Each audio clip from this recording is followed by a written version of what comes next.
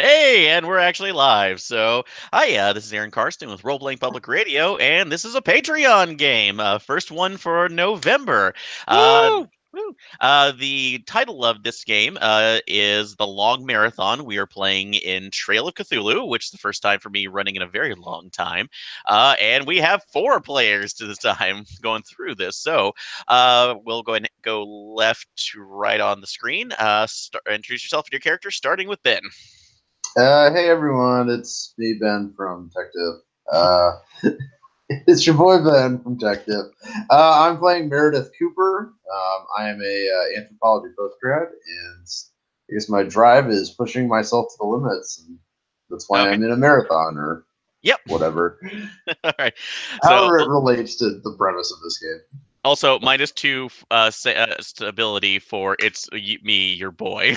So yeah. No. So, all right, Micah. Greetings, Internet. My name is Micah. I am playing Thomas Henderson, a police detective. I am driven by duty. All right. So, all right, Burke. Hey, this is Burke. I'm playing Chelsea Redding, a pediatric surgeon who is driven by the desire to aid others above all else. All right, and from Role Playing Exchange, Adam. Hey, thank you. This is Adam, and I will be playing Colin T. I am a lawyer with a selfish exceptionalism, and am I allowed to do a really hokey Southern accent for my lawyer? I have no problems with that whatsoever. If you feel that's Please go full Matlock. yes. Oh, Fully oh valid. wait, is it? Are you actually related to Matlock? Are we gonna have Matlock with us? My God, we can actually survive the scenario, guys. Nope. Rosanity. Oh, I have the vapors. Just God, do we want to put Columbo in this thing right now? Just one more thing. Oh, look here, man. One thing.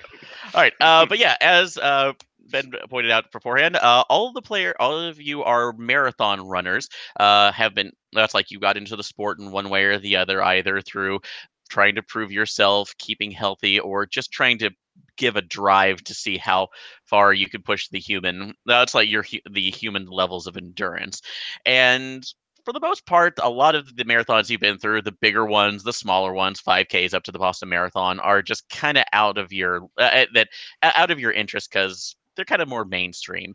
And so each of you has, for some way, been able to aware of a little known ultra marathon known as the Miranda Rally. Started in 1983 by a gentleman who is nicknamed Cyprus Creek. He has based this ultra marathon outside of his home in the Appalachian foothills, specifically. That's like around the where was it? If I can remember the name of it, the there. Wait, there. Oh, near the entrance of the Frozen Head State Creek in Wartburg, Tennessee. The marathon itself is a total of 100 miles, consisting of 20-mile rounds, loops that go through the Tennessee hills. All that's like through rounding back into Frozen Head, and the point of this is to see how much if you can complete all 5 loops within a 60-hour time frame. Now, most that's like through this time since he started in 1983, there have only been 10 people that have been able to do that. The that's like, and each time that they go through the loops, Cyprus keeps the actual route that's like completely altered and hidden until the day of the race. The contestants only have about an hour or so to memorize that's like the information on the maps given. They only have 3 that are shared among all of them before they're set loose on the trail and are left to their own wits to see if they can get around this. This is known as one of the biggest biggest secrets ultra marathons that have been around, and pretty much has been a dream for a lot of you. Unfortunately, for the last 4 years, people have not been able to do it because during the last one in 2014, there was an accident for the first time in the marathon's history. 2 runners ended up going missing for about a week. They later turned up at the entrance of the state park, but were almost in a catatonic state. They were walking, but they were almost completely unaware of anything.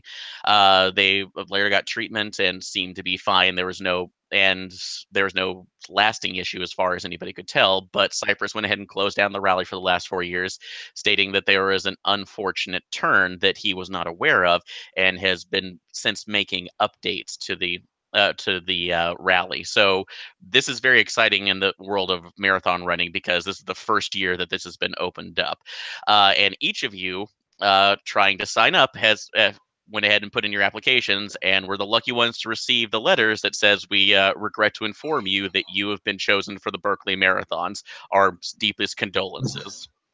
So, and that is the part of the race. So, any case for this, you have all gathered out at the Frozen Head uh, State Park at the entrance. You've actually been brought in for this. Are each of you going from Ben first? Are you bringing anybody else, or are you just coming by yourself? Okay, so I think I will bring my partner. She does. She is what would be a good name. I'll say my partner Hannah will come up with me. She does mainly humanities stuff and like English major and kind of MFA stuff. So yeah, she's just gonna come up and support me. Okay, all right. Thomas, are you bringing anybody, or are you on your own? Oh, Micah? Oh, sorry. Oh, it's okay. I'm by myself. All right, so you're by yourself. Okay. In that case, Chelsea, are you bringing anybody, or is it with you? No, this is my chance to get away from all that. All right. So, all righty. First off, and finally, Colin, are you bringing anybody with you? Well, yes, I am. I am bringing my boyfriend with me, and he is regretful that he's unable to participate himself. He just did not get the acceptance letter. All right. What's your boyfriend's name? Chad. Chad. Okay. So, all right. But yeah, as you go into the entrance, you see that there is a larger group of people around this area. The total, there's not a massive amount of invitations go out. It's usually only limited to about 50 people, but a lot of the ones who do come out will end up bringing family members. Some will bring friends and teams, because during the track, when you complete a loop, you're given some time to rest, but it's only about an hour or so, because again, you only have 60 hours to complete this total. So you were just trying to rest up, heal. It's like get as much calories or protein into your system as possible to keep yourself fueled. Bandage up anything that might be damaged, and then try to get back out on the track. So other people are bringing in families. You actually see somebody who's brought in like a U-Haul trailer that they've converted into a small kitchen/sleeping area that can go through. So there's a lot that goes on here. But I'll say that every part of your character sheets, everybody has a 10 in preparedness. So if you, I'm not going to nitpick about what you need, but if you are wanting something more specific to help out, I will say that you can get that to the preparedness roll. But as you go through, you see that there is in the very next to the entrance, there seems to be a slight a larger prop tent that is up there. There's a desk out there, and Cyprus Creek is there, along with his wife Miranda, who this rally is named for. They're both an older couple and about their mid 60s. Cypress kind of has a wild white beard that's going out and wisps of hair that are off of his balding head. Miranda is it's like in her 60s, but looks it's like very, very healthy and very young for that. With the only real noticeable sign of age are several white streaks that are going through her chestnut hair. But they're sitting up. You see, there's a huge box of that's a huge box of white button-up shirts off to the side that people are dumping this in. This is your entry fee. You don't pay any money. You just give Cyprus a shirt. So, but going through there. So, who's going up? Who is going up first to put in their fee? I will. Okay. Yep. Miranda. So look around like, oh, hello, young lady. Can I have your name, please? Yeah, I'm Meredith Cooper. Oh, Meredith Cooper, right now. Oh, yes, got you right here. So, all right, just need your signature on the bottom here, and do you have your and your entry fee? Okay, I Give him my signature, and then I give him a shirt. Okay. You know, All right. So you are gonna go. Sorry, you give the shirt right now. You also see behind you that there is a long, long line of different license plates from all over the world that Oh cover yes, this. So this is one of the big one. yeah, Uh, I uh, forgot about that. so it looks to you, it's like, is your? I don't see your name on the previous list. Is just your first time coming out here? Yes, it is. Oh, excellent. What? That's like how. It's like what made you decide to test your metal on this? Well, I mean, the other marathons, I mean, they're just not. They don't really cut it for me anymore. It's something with a real challenge. Okay. All right. So looking out for it. All right. So no, that's what we're here for. You bet. That's like this is just the test of human endurance going off. I wish for you the best. So you as it reaches out, shakes your hand, and go as you're going by back. You notice that he looks over to his wife because she's just writing something down. But he just nudges her a little bit. She looks up and kind of just gives a wave. So are you gonna try to shake her hand too, or just leave it at that? Sure, I'll shake her hand. All right. She kind of recoils a little bit, just looking through, and then but as Cypress seems to kind of nudge her a little bit forward. She brings out just then the lightest of handshakes. Um, her hands are incredibly cold, No. and not just because it is an early fall morning that you're coming out here, but it is just a lot colder than it should be for you some reason. Like, and it might be poor circulation. She probably should have gloves on, but Oh, yeah. just a little bit odd when you kind of go through it. So It surprises me, but I do my best to try to be polite and hide the fact that I was kind of a little put off by it.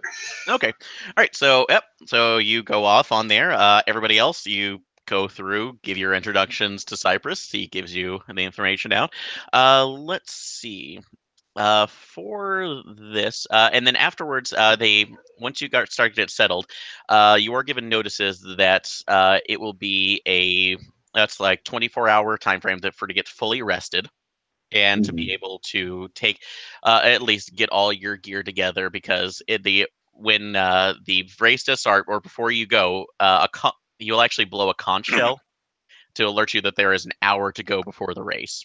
And then that will be your full prep time, and then you'll line up at the gate of the park in order to get out. So during this time, is everybody keeping to themselves? We'll kind of go from right to left at this time.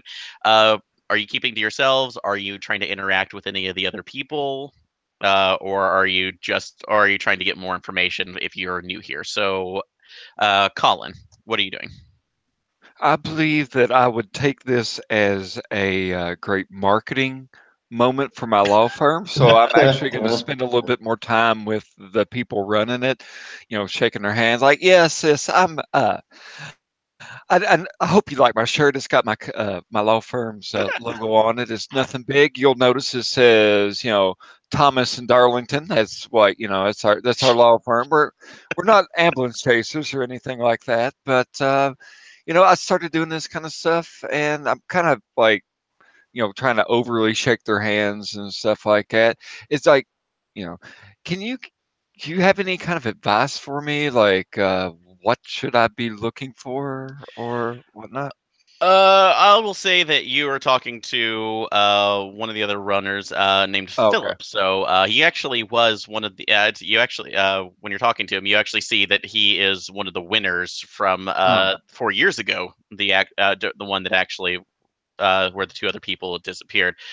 He looks to well, the best advice I can honestly tell you is that you really just need to kind of well, keep your caloric intake up. Just you're gonna have to go through that. If you didn't have it before, uh, I hope to God that you have some sort of waterproof shoesing because it's going through there. Are you aware about the rat? You probably don't know about the rat's teeth. Sometimes years they went through it, sometimes not. But if you don't like large rose thorns, then you're probably gonna want some leg wraps or at least some things that'll catch. So. Ooh, I think I may have some of those in the trunk of my car. Yeah, that's going through. When you said that you're trying to get some more of this advertising, are you trying to live stream this or do anything to? I'm just putting my name out there. Oh, you're just putting the name out there. Okay. Yeah. So I even have like I'm assuming we're not really running in like marathon clothes since we're going through brush and stuff like that. I assume it'd be like maybe t-shirts. I have no idea, but like okay. whatever I have on, it's got the law firm's logo on it because Okay. And with your character, you have assessed honesty, right? yeah. All right. You can tell with a 0 point spin on that, you can kind of tell that Philip he's being friendly, but he's not being too candid. And you can't, at least on the 0 spin, you can't really tell if that's don't. It's like don't talk with. You may be competitive. Don't talk with your direct competition, or Um, something else is up. So, I you can make a spend on that, or you can leave it as is. I believe I'll make a spend on that. I mean, I realize the man is probably intimidated because I did win the relay for life last year. So I mean, Okay. Ooh. Win. So anyway, no.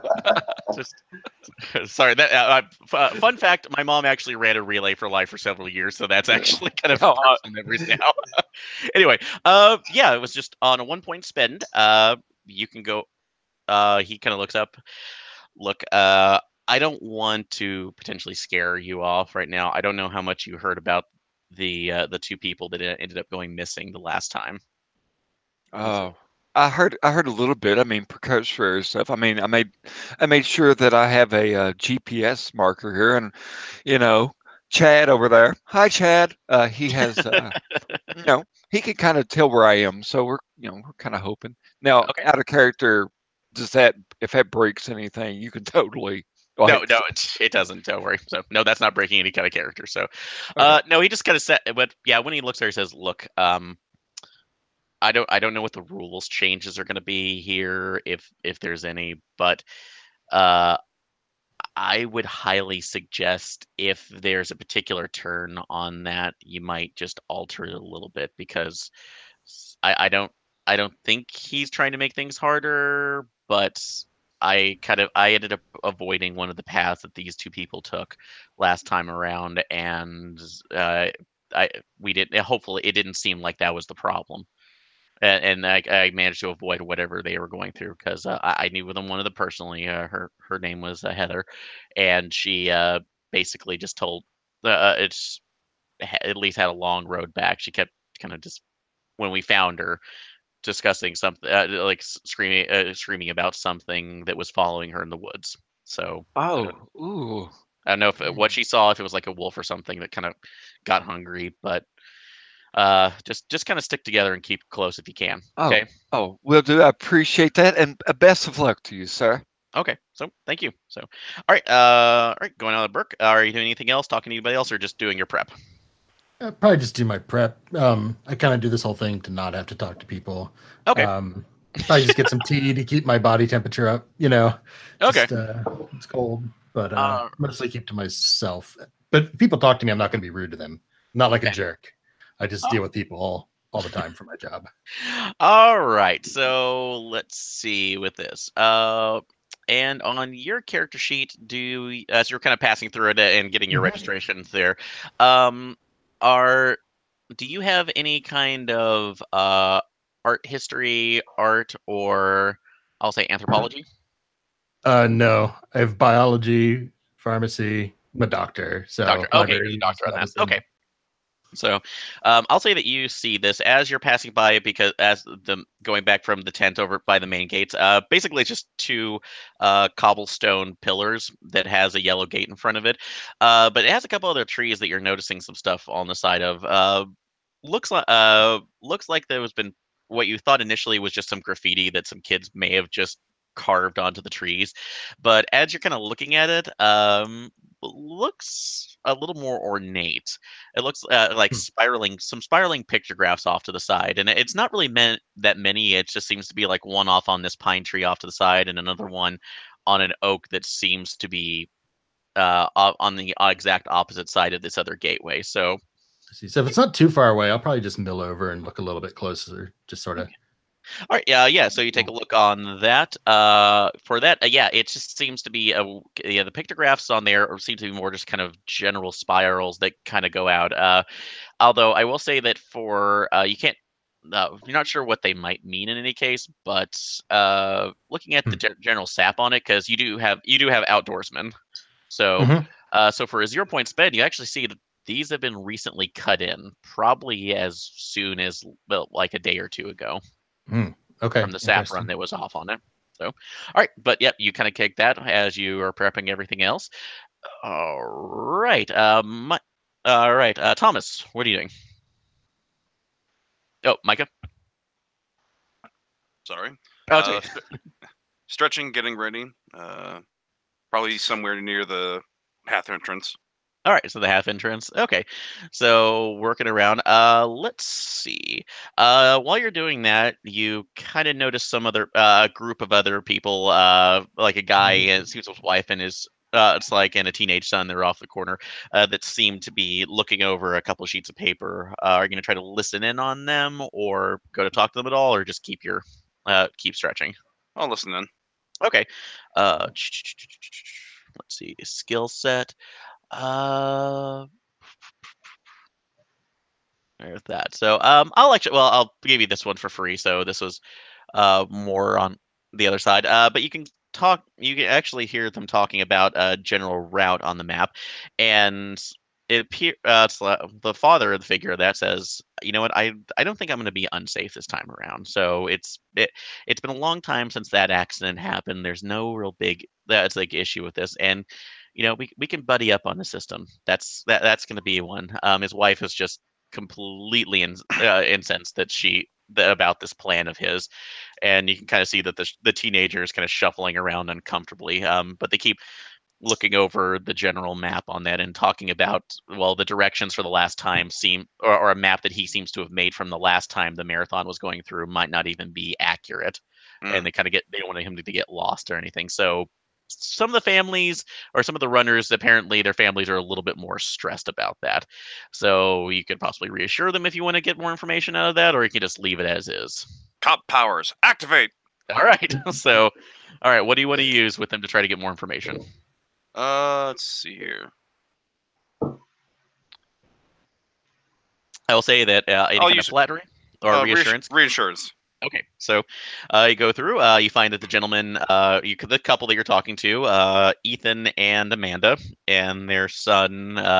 Give me a name for the son. Benjamin. Sorry, Ben. All right, so Ethan, Amanda, Benjamin. I've been a long time runner. They actually do a lot of activities together, and it's mainly that they.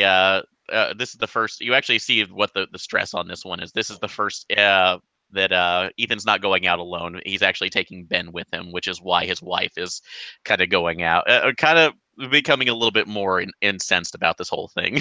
So even if it's like she thinks this is just too much, even for what is qualified as the fun run in this situation, which is basically 3 loops instead of the full 5. Mm-hmm. So, so in this case, what are you saying them to kind of reassure them that this is safe? I would say if it's Benjamin's first time out, stick to the known routes. Don't try and do anything too crazy, and just stick with a larger group. Kind of take it at a slower pace and get a feel for it. Okay. All right. Excellent. Then, so they actually kind of say, "Oh, thank you." That's going through with that. So you walk back after that, but so you've gotten a little bit more indication about how it's like how wild this whole thing is and how it's a little bit off it can be compared to other marathons. Also, one other question I had for you that you can choose this since you are police and you have firearms training. Are you do you have a concealed carry weapon, or Yes. did you decide to leave that? Okay. No, having heard what happened before, if something does come up, such as a wild animal, I decided to bring a concealed firearm. I have my permit in my wallet. Okay, so are we just doing like a small Glock or something that's easily carried? Yes. Okay. All right. I mean, I thought about the shotgun, but that's just a little much. That okay. So Adam, you might have to say. I think Tennessee is open carry. Oh God, yes. Okay, I kind of figured. But I know, but it's more of a convenience thing. And besides, I just couldn't get it to work right with my running outfits, and just it would jingle and jangle, and it went off one time. So all right. All right. Phrasing. What? The shotgun jump is an effective way of clearing over those little lakes and things. I saw it on video game replays. It works perfectly. It's fine. Okay. Kill snakes too. Alrighty then. All right, and then Meredith, are you doing anything in the prep time beforehand, talking to anybody else, or just kind of keeping, keeping to yourself? Sure. I'll talk with the other players. Okay. Since I guess we are a player group technically. All right. So, I also, since I am an anthropologist, would I notice the carvings on the trees? well, I would say that depends on the group. So, I would say that since you all came around the same time, you could you're basically in line together, so you could talk to them about that. So in this case, Chelsea, are you pointing that out to Miranda? Or sorry, Meredith. Oh, Burke, still there? Sorry. That's okay. No worries. So, all right. So, yes, absolutely. So, yeah, you guys are all in line. You can basically get to at the same time, so you could talk to each other while you're getting this out. Are you pointing once you've learned who each other is? Are you pointing out those pictographs to Meredith? Yeah. I'd Okay. probably let them know. Yeah. All right. So, Meredith, you could take a look at that. For a 0 point spend, they actually most of on an initial look, you would almost possibly just confuse this for maybe some early Mesoamerican symbols. From what you can see from that, looks like it's like usually a symbol that might be related towards something akin to a journey or showing a traveler basically crossing a threshold. But that's about as much as you get on a 0 spend. You can try to glean a little more information off that if necessary, but I will remind you these are only just 1 spend. So yeah, sure. You have the information on. So you can choose to delve a little bit deeper into that or just kind of leave it as is. I will spend 1 point of archaeology. 1 point of archaeology. Okay. Yeah, actually, it's kind of weird that when you look at this one, it's not even so much about the full journey, but it's literally about a traveler crossing a threshold that is going from a transition from one life experience to the other. And a lot of the cases when you saw these particular pictographs, it was literally on funerary rites, crossing over into from life to death. Okay. So a little bit odd that some came from here. Now, granted, somebody here at the camp, they might be an anthropology major in school. They might just it's pretty crudely drawn. So it's one of those that it's similar to several other different older Mesoamerican tribes. So somebody could basically just be pulling a prank at this point. Yeah, maybe it sounds like something Cyprus did. So yeah, and that's absolutely, and you actually saw about that. That's like somebody in his entourage may have done that to spice up the area a little bit. Yeah. Although it's kind of odd because he's a pretty big conservationist. So don't damage things if you don't have to. Don't be that asshole. Sure, but it's got that mystic and those mystic influence. I mean, this is already kind of a weirdly structured race anyway, so yeah. Just add some kind of more esoteric stuff wouldn't surprise me. Okay. All right. So part of that's like, so you all end up racing up during this time. It's about 5 hours later that you end up hearing the conch shell, and everybody else starts gathering around. You see that Cyprus has started to pass out the map, going. It's like going around, and people are taking a look right now, notating it. They seem to be writing on their arms because you can't take any paper, you can't take cell phones or anything out into the woods. It's basically you have what you can write down and remember, and a compass, and that's it. So, well, that omits my GPS tracker then. Yep. Chad's a little upset about that. He's worried, but we'll work. Oh yeah, that was part of it because this is endurance, this is memory, this is you doing you. So especially since this whole thing will not will basically be off the beaten path. So you have to find your way around. Okay. While they do that, Cyprus lets everybody else know that there have been a couple changes this year to our system. Normally we would have just gone ahead and left a couple water stations and setting up most of most of your own nutrition out there. But considering that we don't want anybody getting lost in the woods, dehydrated, and or that's like starved, if something should happen to you, we're gonna go ahead and be actually marking some areas that have in particular food. So we have protein bars. We have actually a set of lovely, lovely baked items that that's like they're more like the chorizos or sausages and with wrapped in bacon. Kolaches. That's what I keep forgetting those damn things. Kolaches that Miranda has baked for you guys, y'all, along with general water. All of this is very perishable. It's like they will basically you can actually eat it out there. It's going to be good for that. So that's like we're going to have that out for you. As for safety concerns, as much as we know you want to go out on your own and just kind of experience the wood, we were worried about some issues from this. So the rules this point are going to be in groups of 4. So we want you all together. We want you everybody to kind of walk the same paths because it's endurance, and if you need to stop, you can. But we're not leaving anybody behind. Okay. So what we can do, take the food that we offer in order to help keep yourself going. We have the water stations. Keep going through there. It's all stuff that we've tapped locally. No lead. You can trust us on that one. So going through Assessed honesty.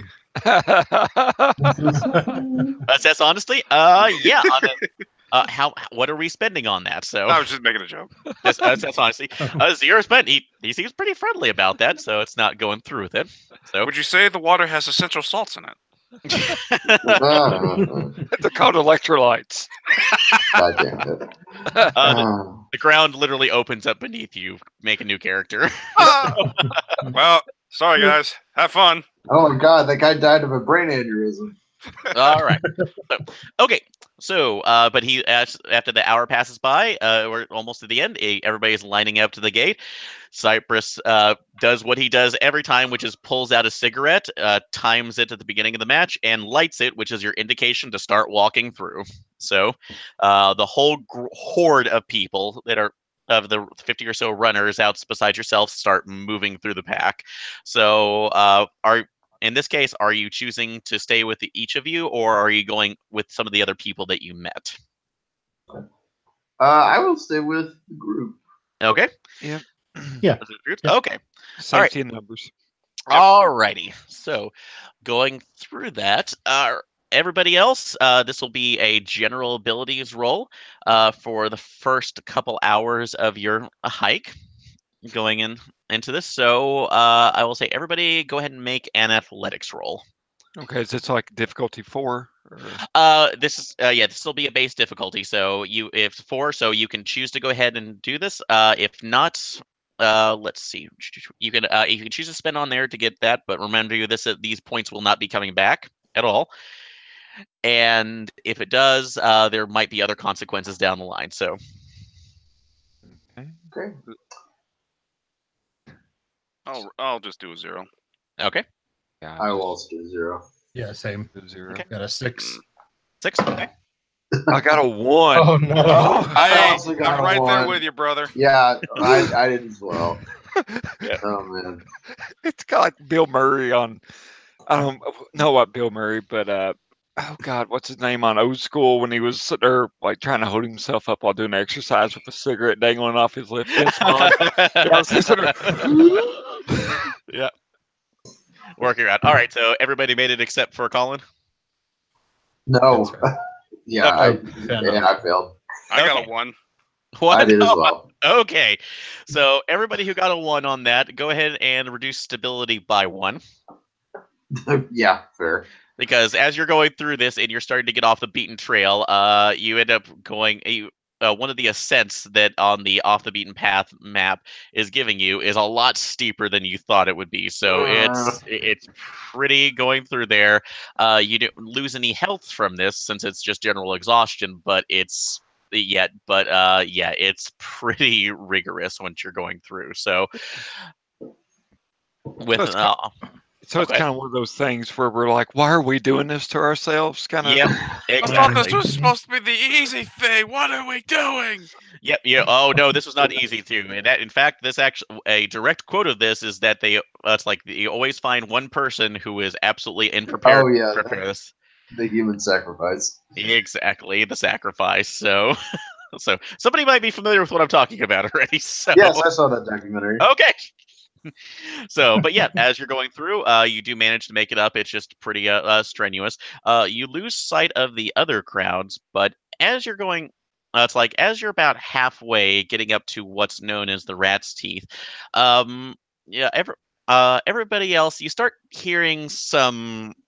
That's like what sounds like talking, or at least it's like general whispered conversation that's coming over the hill. So as you're because basically you're about to top over this area near where one of the first way stations are for this, where Cyprus said that some of the food would be available. So with that, and it sounds like it's coming off to the side. Off to the side a little bit further back in the woods. Are you guys investigating, or are you just kind of passing it by thinking it's another group? Hold up, guys. I gotta get my breath. Yeah. Y'all hear that? Oh, I hear We the need- pounding of my heart, but what? Okay, we need to. Okay, rest for a second, then we gotta start moving. You need to make a plus time. Maybe. Okay. I gotta go up for physical evaluation after this whole thing. I'm screwed. Do you want me to look you over? Oh no. Shall we give you a quick check? Yeah, if you want to, you can take a look at him. So, are you doing a medicine check on him? Sure, just 0 spent, I guess. Yeah. Yeah, 0 spend. That's like he's a little bit out of breath. He has a Fitbit on. He's really overcome. He's really making this dramatic. His heart rate is not even at 100. Oh, okay. So, Well, I'm a lawyer, so if you thought you need a last will and testament, I can hook you up. Why do you carry your pen and paper with you at all times? You never know. So I kind of want to wander off the trail and see if I can see who's talking. Kind of, I hear. all right. Yeah. So you start walking over some of the other where you're hearing other voices. It looks like it's just around a general copse of trees.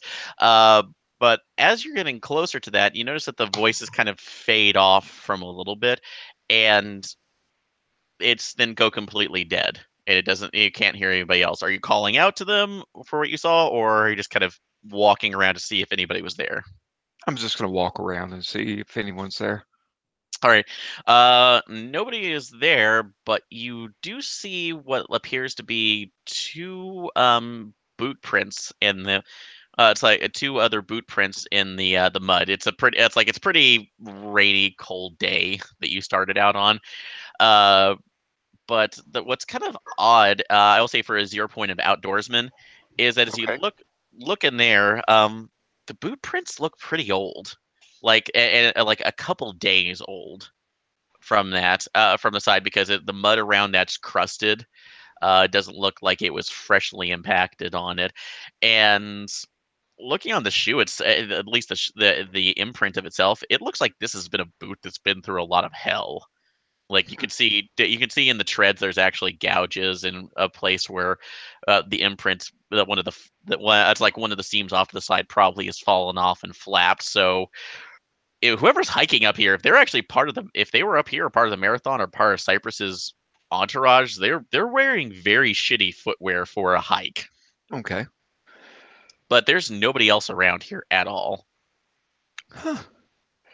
That's odd. I'll just kind of wander back to the group then. All right. So working from that. But yeah, you don't hear anything about that, but you're just topping over the hill before the Rat's Nest, which is a very long trail down into the it's a trail going down into a full nettle of dead rose thorns that have never been fully cleared out. But at the top of the station, you do see that there is a water table and other food there. Excuse me. that is standing out. Are any of you partaking of that's like the rations that have been given by Cyprus and his crew, or are you just eating your own?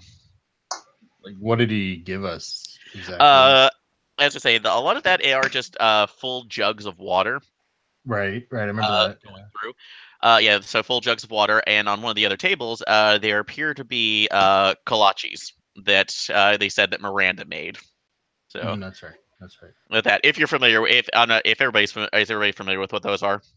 Not exactly. Okay, kolaches are a Chasian dish where you have it's basically like a pig in a blanket, but it has a very very spicy sausage in the middle. So Okay.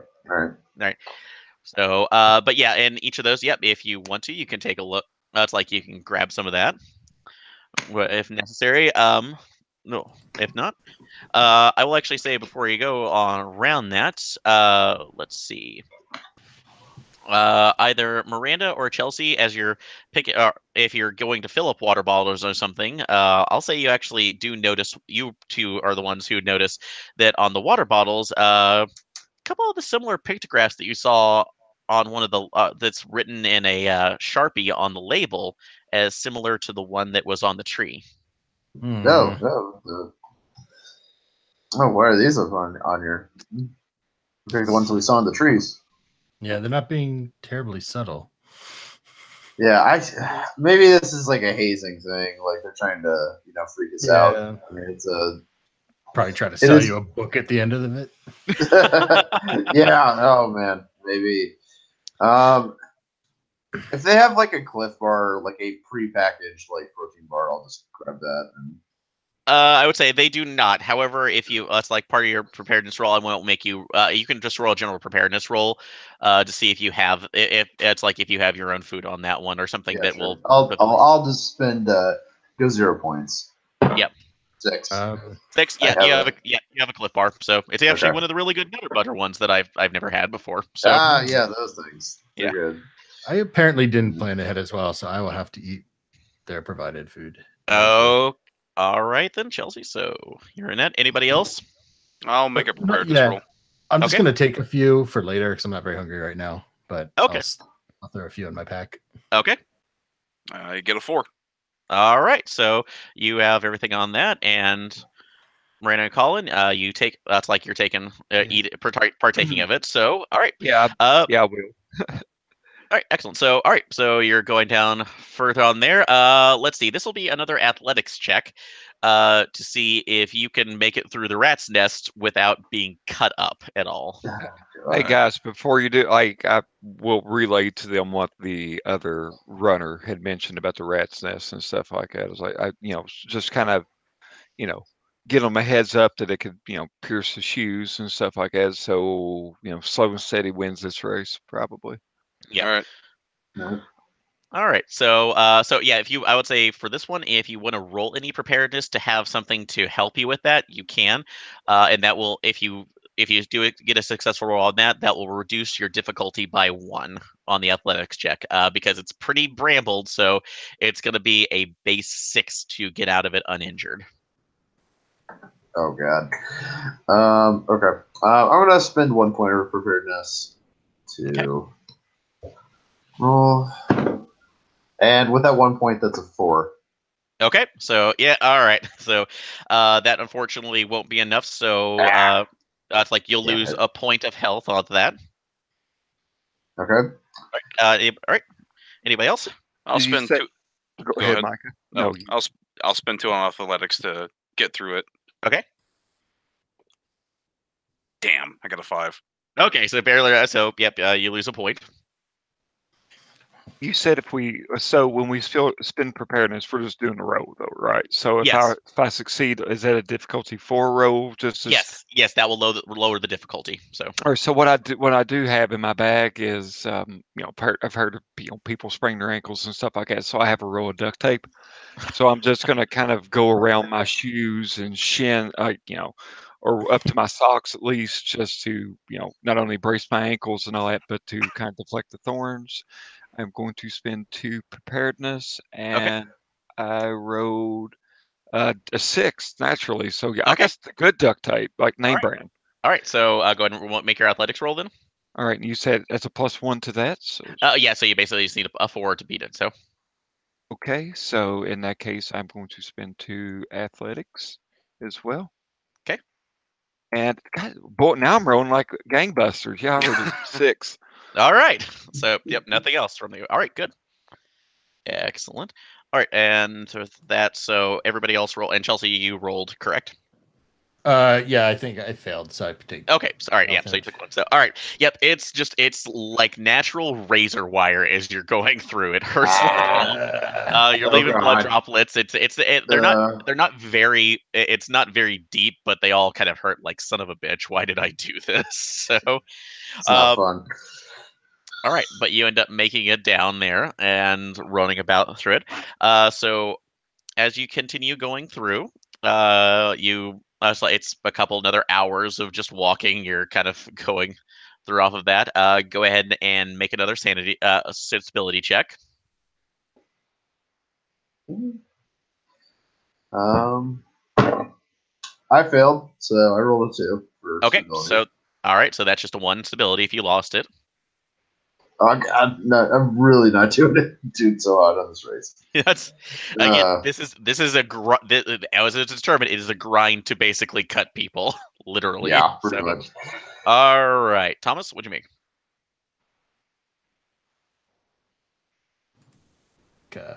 Let's see here. That was athletics, right? No, this is stability. Oh, So stability. yeah, this is just to kind of. Uh, do, do, do, do. Damn. Rolled a 1. Roll the 1. Oh, okay, so just lose 1 stability. Okay. Okay. All right, Chelsea. I rolled a 5. 5. Okay, so you're kind of chugging along. You're keeping with it. So working around and Colin. Oh, I already rolled, didn't Oh, you I? did. Or Okay, is this sorry. this is a different roll, isn't it? This is the stability roll for the next leg. So.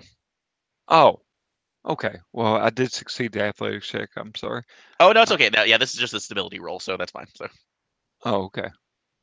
So this is need to just get this where I don't have to type it in every time. There we No, go. it's okay. So I wrote a 2. So yeah, I could be home right now. Yep, you made a decision. So, all right. So next off of this, as you've gone through, oh, and I do apologize. Each of you have also been taking one other thing from this. As you've been going through the first 2 stations that you managed to get past, you've taken a page from a book that corresponds to your race number. So that you've gone through it. The first 2 stations have been paperback novels that seem to be kind of just the airport dime affair that will basically that you just go through it. So, but they've kind of had funny titles like one of those was called The Last Race, the other one's called The Fool's Errand. So as you're going through, Okay. but now it's that this is how how they mark you on the trail to make sure that you're actually going past the point where you need to go and you're not just going across the park coming back and saying I completed the race. So but as you reach to your third major checkpoint, this is actually that's like you notice that you're getting near a large stone wall, and for anybody for I would say who has history on here, who that's like does anybody have particularly history or oral history? I have oral history. Okay. Anybody who has that is aware that you're actually getting near the Brushy Mountain State Penitentiary. So, Oh which is yeah, that's specifically right. specifically known for housing James Earl Ray, the assassin for Martin Luther King Jr., who escaped from this in 1977. So you know that there is an area that basically there is a water runway that goes down through it, so you can actually cross underneath the prison itself. That's like legally this time around since they actually are aware that you're coming through here, so it's not they've made agreements and it's not a big deal. Nobody will shoot at you, but it requires you to basically go through a concrete tunnel that is going through the stream. So it's very cold off the side, and then crossing out on the other end in order to get your page. So uh, that's like for this. So you all end up getting down into it. It's dank. And for that, just a correction, Miranda and Chelsea, you went ahead and took the food that was provided, correct? No, Yeah, I didn't. I rolled a preparedness and had a cliff bar. Oh, you did. in my Okay, bag. so Yeah. all right, so just I failed my preparedness, and I took food with me, but I haven't eaten it yet. you haven't eaten it yet. So in this case, Thomas, you're the only one who's eaten it. I believe so. Okay, yeah. No, I also made a preparedness Yes. test. Oh yeah, Colin, you're the only one who did it. Okay, sorry.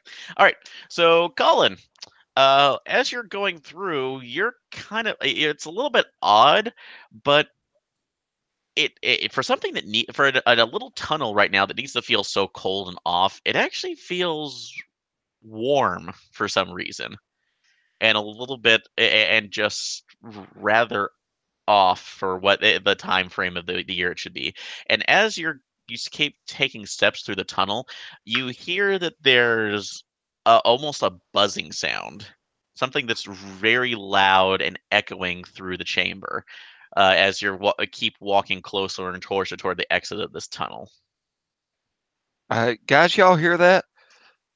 No, it's like you. No. Colin says Uh, that nobody else is hearing anything. What? Uh, I'm sorry. I'm too concentrated with the race. No, I don't hear anything. What are you hearing?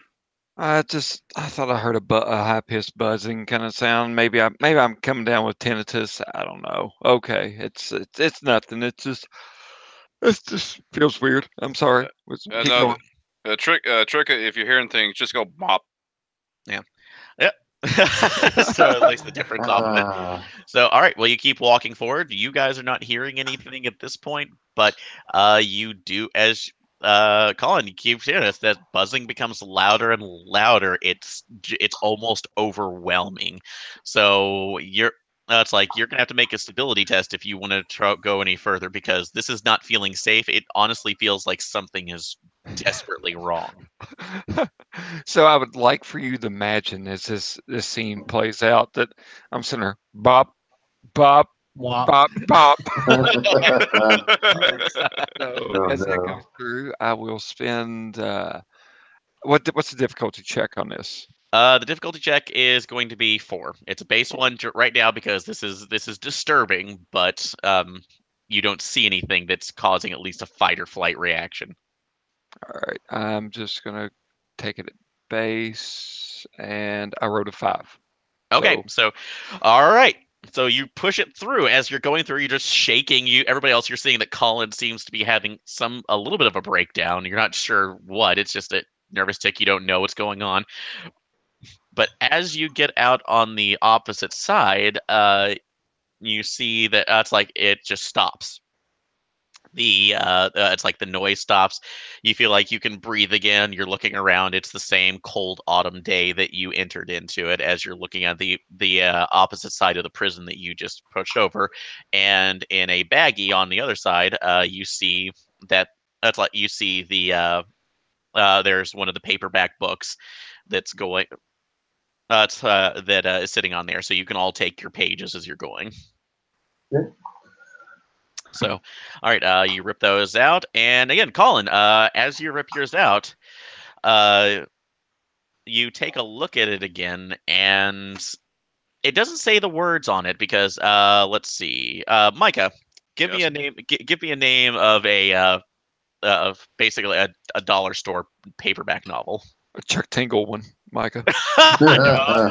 Oh, don't put this on me. Don't make me do that, Adam. It's run by like an older man. What do you know about Chuck Tingle? I don't think so. Okay. No. I got it. An old dime store novel. Yes. Let's see here. The patty that needs a whacking. Patty Mildly racist. Okay. Hmm. Okay. So. All Okay, fine. We'll make it a lot better. Paddles that need a paddling. Okay, I'll take that at the moment too. So, all right, but yeah, you managed to see that. But yeah, you each take your numbers off of it, and as you look at yours, Colin, you don't know why you've never been dyslexic in your life, but all of the words seem backwards. You can read them out if you concentrate, but it literally they look backwards, and it looks like they're reading right to left. I'm gonna tap Meredith on the shoulder. Can I see your paper real quick? Yeah, sure. I handed mine. You take a look at it, and yeah, that page looks exactly the same as the one that you just held up. All the dialogue appears to be going backwards, right to left.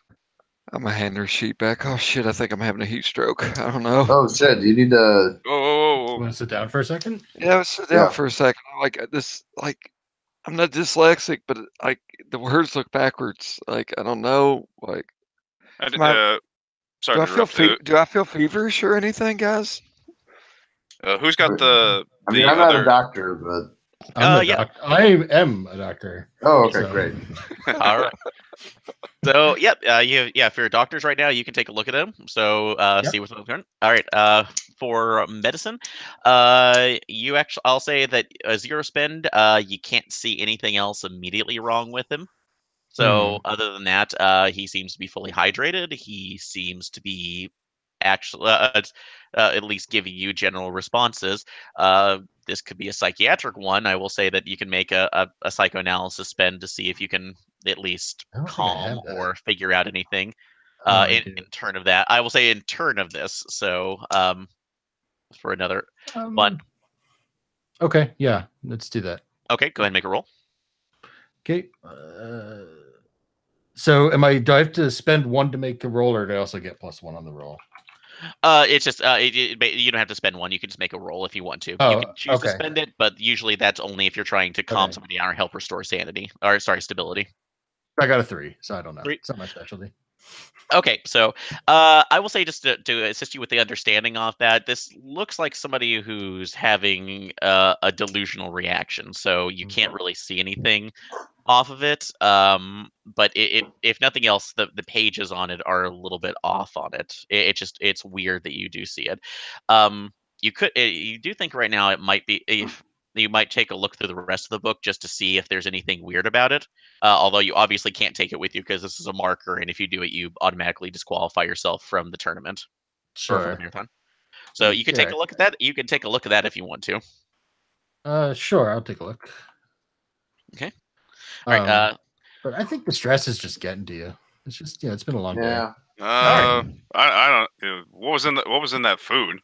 No, man. I mean, I feel like a little heartburn and stuff like that. It's setting well enough for me running through the goddamn woods. You do. It's like you do technically have one of the. It's like one of the kolaches that was made. So you can I take a have look at that if you want to. a few in my bag if we want to look at them. Yeah, I'd like to look at that.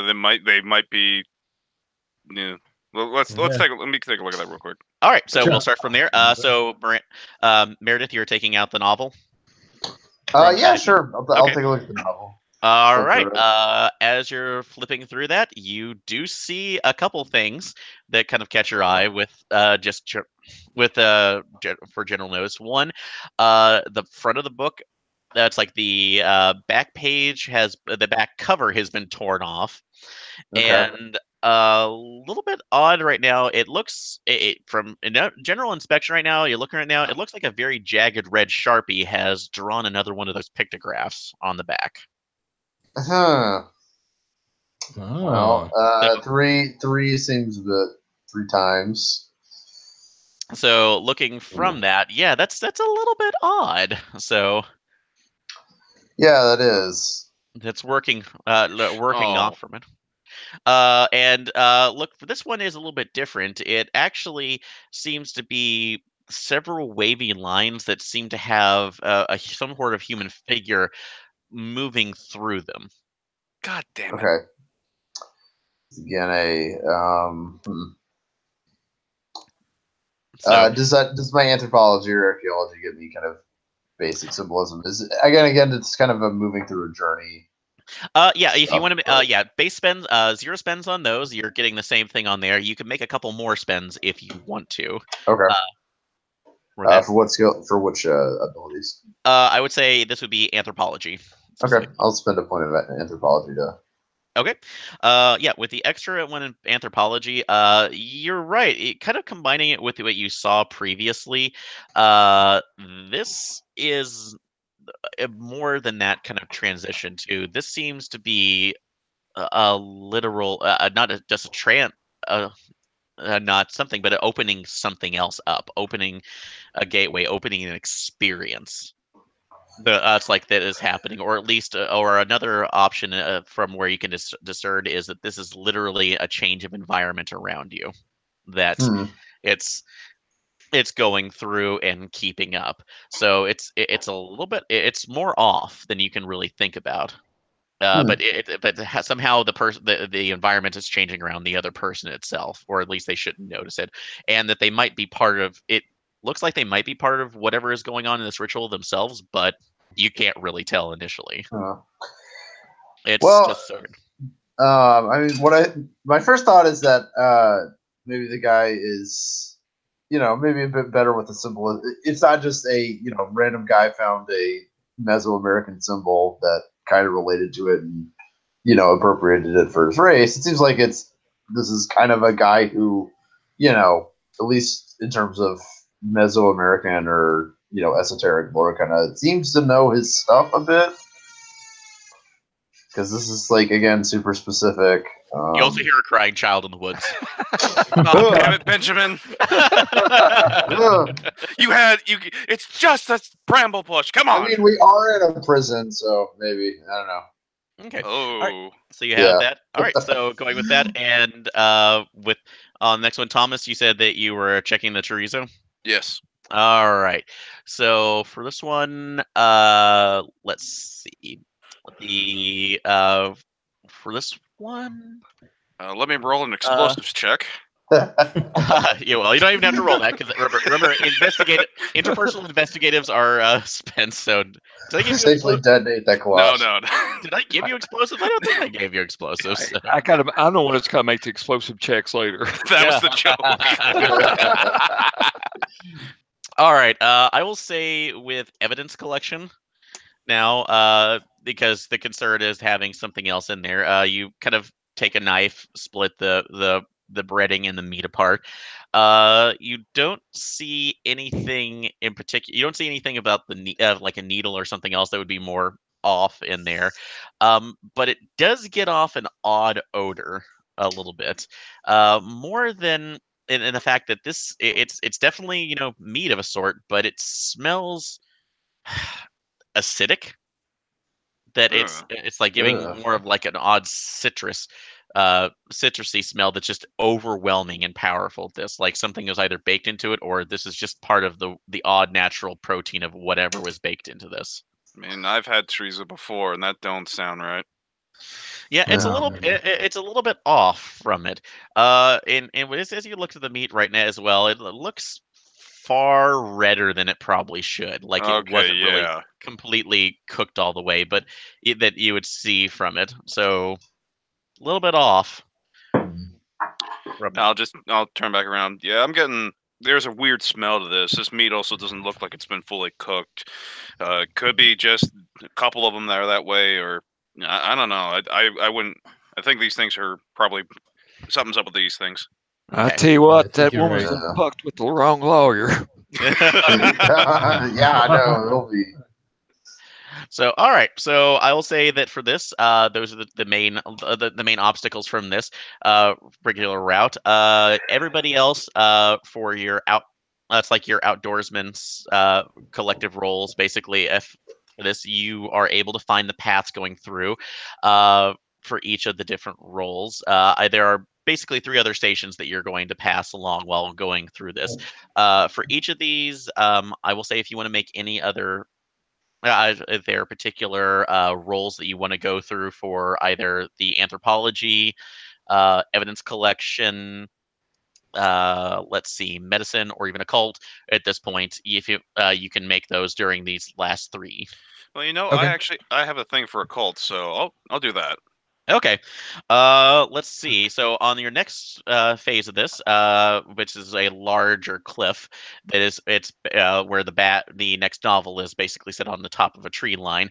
You pull it out. Lo and behold, you do see that it's like the same It's like this another set of symbols in the same way are put on the back of the novel, at least on the page that on the back cover that was torn off. You and looking at it again, you do recognize that yes, you as you take the look at that one yourself, Thomas, you see that uh, it's a little bit more off in the fact that you think that thought it was a red Sharpie. It's not. That looks like that was very Oh. thinly traced blood. Oh, my God. oh boy. Yeah, this is gross. I will let everybody go. Okay, don't touch that. That's blood. Okay. Oh So, shit. all right. We Okay. So sorry. We are dealing got with some- some crazy people here. Yeah, so what a the little bit fuck? off of it. So all right, and Colin again. Uh-oh. So as you go through, you're seeing that everything. It's basically you're at a tree line that's edging along a large cliff that looks down into a valley. It's basically where they set up a larger range for some power lines. So it just goes down at almost a 90-degree angle and then levels out going through. As you're looking out from that, you see it doesn't seem like it's just the general slope of this and you're seeing grasslands and the rows of trees. It almost seems like the ground's pulsing underneath for some reason. Oh God. Which, granted, there are natural phenomenons that would do that, but you don't think this is one of those situations where there's a natural methane pocket underneath this place. Okay, and obviously I would kind of go, hey guys, do you all see that? Do you see, like, it looks like the ground's moving a little bit, like, air pockets, methane, stuff like that? Well, there's a quick and easy way to tell if it's methane. What the fuck? Are you serious? No. Okay. God, no. Just take fucking bear mace, goddammit. Like, it's a trail. Hey, that is actually what I was saving my preparedness points for. Yeah. All right. So, which is working around. So yeah, it's still looking weird to you off of that. But I will ask Thomas, do you let everybody else know about the blood on it, or Oh, are yeah, you no, keeping that to yourself? No, I will immediately go, okay, something's up with these people. These symbols aren't done with Sharpie. This is blood. Oh God, that's Ugh. great. So unless this is some like really elaborate prank they're doing with this competition, It's a little. yeah. Maybe if it was just like a one-off thing, like he had those markings over at the start. Yeah. But like these are all over the place. So this is I think more than a little, friendly hazing or whatever. A little. I mean, this is kind of unsafe, and they're giving us food that's not properly prepared or whatever, or it has stuff in it. Like that's not. Okay. All right. So yeah, I little would bit weird. like to go ahead and poke the ground with a stick, because that's what you do with treble. Oh, well, I will say that the ground that you're seeing, it's basically underneath the cliff because it's basically about a 50-foot sheer drop before it goes out into it. So you can't do it. If you want to throw a rock down there, you can see. Fuck it, yeah. I mean, I was gonna say I got athletics, Aaron. We can try this. Okay, No, that's not even a spend athletics. You could just throw a rock down there if you want to. You could try to climb down there and feel it, but that definitely would be an athletics roll. I remember somebody failing some athletic throws on climbing once. So I'm not going to do that. But I'll just throw the rock. Can I hit it? Yeah, you can hit that. You basically hit the ground, and to your eyes, it doesn't seem like it's solid ground. It literally feels like it's rippling. And as you do that, that buzzing that you heard while you were in the tunnel underneath the prison starts to become it briefly becomes louder again before it seems to recede. All right. So what is this sanity stability check that I need to make? Because that seems called for. Yes, and stability, I will say this is a stability roll because sanity basically is just a general overall mechanic for this. So you eventually, if you get to a certain level of negatives, you can sacrifice one of your sanity in order to regain stability. But it is a limited resource. So, yes, for long-term stuff. yeah. Okay. So, but you're right. That is a stability roll. So go ahead and make that. Alrighty, and I feel like I should spend 1. Okay.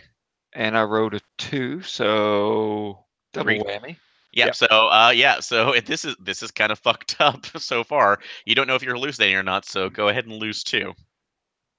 Additional or plus the one I lost? It's just 2 that you lose. So but I'm saying Oh I'm yeah. Oh yes. subtracting my Yes. one. Yeah. Yes, you do. Okay. Yeah. The one you spent. Sorry. Yeah. Go Okay, ahead. one stability, guys. So I ate this for your narrative enjoyment. I just want to point this out. I thought we had one person take one person even, and two didn't. We had a clear set of what was going to happen, no matter what. We were Yeah, covered. yeah, no, we did good. I'm the fucking canary. Okay. Yeah, apparently. But please continue, Eric. No worries. So, but yeah, everybody else, you do see that you're not seeing it on her hand. But you can let's like go ahead and move from here. You and I will say that end up going through the last two routes of this. So everybody else can make a health roll. Sorry, an athletics roll to see how that's like. Well, you tank the last round of this before getting back to the main camping area. Okay, I will spend 1 from athletics. I will as well. Okay. God damn it, 3 total. All right. 2. I'm going to spend 2. So give me a Yeah, second. failed. I'm doing this all on a tablet. Oh, no worries. Okay. So I did succeed. Okay. Anybody who did not succeed, go ahead and mark 1 off of your stability and 1 off your health. So this is pushing through the last couple of rounds. Since you're just seeing everything more before you round back in on the path to the main camp, and you're all exhausted. You are going through. You hit the. That's like you hit the buzzer. You turn in your pages to Lazarus. As you get up there, you notice that Lazarus is looking a little bit more harried than he was, which is which is a little bit odd because he just seems very, very laid back as he's just kind of blitzing through the pages and like, all right, you can do this, going through there as you're going through. So who is give? That's I'll say in this case, Meredith. So you're giving the pages off of it, and Yeah. you notice one thing off of it that he's definitely a smoker, but he's also a conservationist, and you see that there's almost a ring of butts that are around his feet. Alice has So been just chain chain- smoking lately. that's working off of it. I'll just confront him about it. You doing okay? Oh yeah. That's it's it's starting up a race again. It's a really big deal from this. Just gotta make sure everybody's going through. We just we have a couple other arguments right now. We had one other person who got a little bit lost and became our the first casualty, the first victim of the rally. Oh, okay, yeah. So it's choice laughing of a little bit. words. So everybody else around there, if you have a set, you're still in the group right now. If you have assessed honesty, you can spend. That's like you can utilize that. You can utilize reassurance to see if you can try to get them to talk more. Or I was, it's like there are intimidation and interrogation as well, but that is used at your own discretion. Okay, let's God, see. I'm rolling awful tonight. My reassurance failed. I tried to get them to like. Oh, you don't roll on. You don't Yeah, roll you on. don't. Oh, sorry. Yeah, sorry Yeah. if that wasn't clear. Yeah, on interpersonal abilities, you just spend, and I can give those. So if I will Okay, say, I'll just spend 1 reassurance then. okay. So, all right. So what are you saying to Cyprus? Just sort of give them general advice on how to like maintain their cool during like lots of physical exertion and stay hydrated. Give them some water. Okay, so you're just you're trying to reassure him that everybody else is having fun in this case. Yeah. All right. He looks like, oh, I really appreciate it, but I think that there's gonna. I'm wanting to make sure that there is no accidents and everything goes as smoothly as she wants it this year. Assessed honesty. Yeah. All right. So on a 0 point spend, you absolutely know he's hiding something. So that's not that is not a big one. He seems just rattled a little bit from what's going on. You actually see that there are a couple other racers now that are coming back in that are almost storming up to there and impatiently waiting behind you. Going through. If you want to spend a point on that, you can to get more information from it. But just on a 0 point spend, he's for the first round of this, he's pretty well spent. Yeah, So which is odd. I'll take a risk. I'll spend it. Okay. You notice when he said like she. No, I yes. Yeah, and when he it's like you're seeing that he keeps his eyes basically keep darting back to the main table, looking back towards Miranda, who utterly seems much more calm. She's just kind of sitting there looking like she's writing down on that's like writing names or something else in a register, and just keeps calmly flipping over pages and on one of the binders that she has next to her. It's but he every time he looks back to her, his eyes just become a little bit more widened as he keeps going back counting out pages. Thomas will remember this. Okay. So, all right. Yes, exactly. But yeah, he counts out his pages for everybody else. He gives you your new numbers. He hurriedly tells you that you have you can rest as much as you want to, but currently right now in the page that there are only there's currently only 50 hours left within it, within the total time frame. So you can go back and rest up for that. You can, I will say, during this time, if you it is an hour or so before your group is set to go back out again. So you can, during this time, make a decision to talk to other racers to kind of gain information. You can rest yourself, which I will allow in this case to allow you to gain either a point of health and or stability back, but you have to take the entire one. Or you can utilize you can do investigative abilities to see if you can pull anything else from the general area. So I'm going to be right back for a bathroom break, and you guys can decide what you can do, okay? All right. All right, be right back. All right. Well, it seems like, I mean, I do have bargain, but I think I was thinking about maybe trying to, go after his wife. Like, listen, I'm not going to sue your ass if you tell me what the hell's going on, kind of deal. But I don't know. It sounds like it's poking. Just be upfront with it. Yeah, I have a point of cop talk. I could try that. Yeah. We could try that if we want to poke the hornet's nest, because that's my theory what that is, out of character. I mean, I've been suspicious since the cold handshake. So Yeah. Yeah. Oh, shoot. So any suggestions, Burke? You got anything for us? I mean, definitely think that we should be wary about them sending people out again with contaminated food, right? yeah, probably talk to folk around, see if anyone else ate some stuff, and if they're seeing or hearing anything. Because we heard that you, specifically Adam's character, is hearing that high pitched ringing and possibly seeing things. So probably ask around, say, hey, is anyone else feeling this? Because this is going on. Because see what everyone else got. Yeah, I was also gonna see if they had other food around the area. Yeah, just to see if there's anything else that looked amiss, or if it was all just this weird kolache. How you all doing on health or stability? Do any of you all want to take the respite? Well, I'm not familiar with where I should be putting them, so I've been putting them at the 15 mark. So were we supposed to add points to the character sheet too, or is this like completed? I haven't done didn't think so. I didn't do anything. Yeah, I didn't need to do anything either.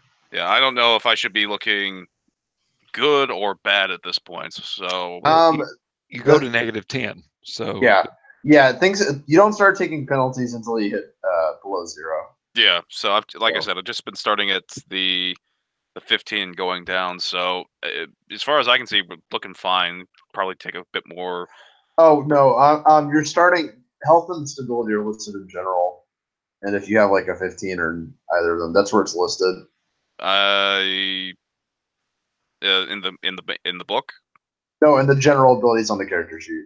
Oh, okay. Yeah, it'll see health and stability. Those are your starting numbers. Oh, okay. Oh, yeah. 10 and 6. And got it. When we take, say, health damage, does that come out of our pool of points also to spend? Yes. Yes, that's correct. Okay, just checking. Yep. So yeah, health is that's basic. Yeah, if the basically it's the same pool, but it's just the trackers are on the side for this. So, and unfortunately, it's the PDF, so it doesn't give us a chance to ring those unless I did something in Photoshop. So, It's editable in Adobe when I pulled it down from. Was it from editable in Adobe? Okay, cool. So Mhm. yeah, like I said, I have yet to pull out my Acrobat Pro, so I was not using that. But all right. So during the time, we'll start left to right, going from Meredith. Are you trying to ask any questions in talking to Cyprus, Miranda, any of the other people? What are you doing in the meantime? Are you trying to do something, or are you resting?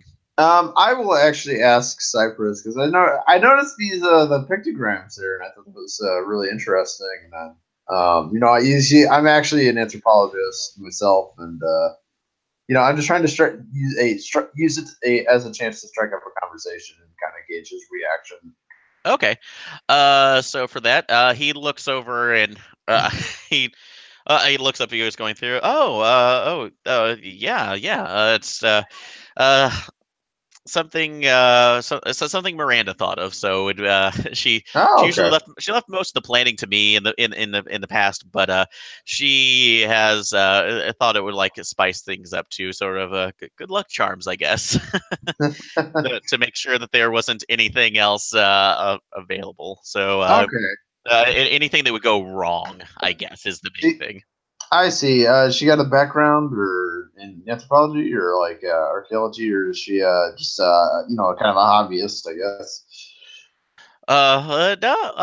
No, she studied it a little bit, but her main the main thing that she was studying back when there was I think a lot of it was honestly funerary rituals. So for Oh, a lot okay. of other Cool. that's something that always kind of really fascinated her. So Mhm. yeah, I don't really. I don't really know about that much too, so it was always her study thing, and still kind of fascinates her. I'm a little bit creeped out. I'm just about pushing the edge. uh, Okay, yeah, sure. I can see yeah. that. No, thank you very much. I'll have to ask her then. Yeah. So, and again, as you're talking to him, zero spend on an assess honesty. He's obviously covering something up. He is highly nervous Well, about something. I have literally no interpersonal abilities except for oral history, but I can definitely tell that by the role playing. So, Okay. Mhm. Yep. You could go through with that. So if you can question anything about that, although you see that he's called back by Miranda, and I'll say since you're close enough for it, you can overhear him. It's like overhear her telling him something about a generator, and he hurriedly rushes off. It's like further back into the camp, while she continues to just sit and write things. well, I'm a little more interested in talking with her now that I know that she's the one behind the carvings and everything. So, Okay. try to All right, we'll let you do that. So we'll get back to you in a second on that. So sure. Thomas, what are you doing? Are you going to question anybody else, or are you going to try to rest in order to gain back health and stability? Yeah, I'm gonna go check in with the folks I was talking to earlier with the son. Okay. Ethan, Amanda, and Ben. Ben. So, all right. You actually kind of going over there. You see that Ben is kind of off to the side, poking at that's like a fire that they've made, and both Ethan and Amanda are just quietly arguing with each other, trying to keep it away from everybody else, and are pretty into it. All right, I'll walk up to them when they're having their argument. Oh, you're just gonna walk? Okay, right up to them. Oh yeah, All no, right. I'm just gonna I'll let them know I'm coming over, but yeah, I'll walk right up. All right. I will say that once you get up there, she's you could see Amanda saying, "Look, he is." That's like obviously having a hard time of this. We've asked too much of him. I know this is a family activity, but I'm not going to let you take my son. That's like and go with your with your stupid ambitions to make him your little person. Okay, so go. That's like do what else you need to right now, but I'm taking him home. And you see her storm off to the side of the storm off towards the large RV that they rode in with, and he's just shaking his head. I'll you walk up, say, "Hey, everything all right?"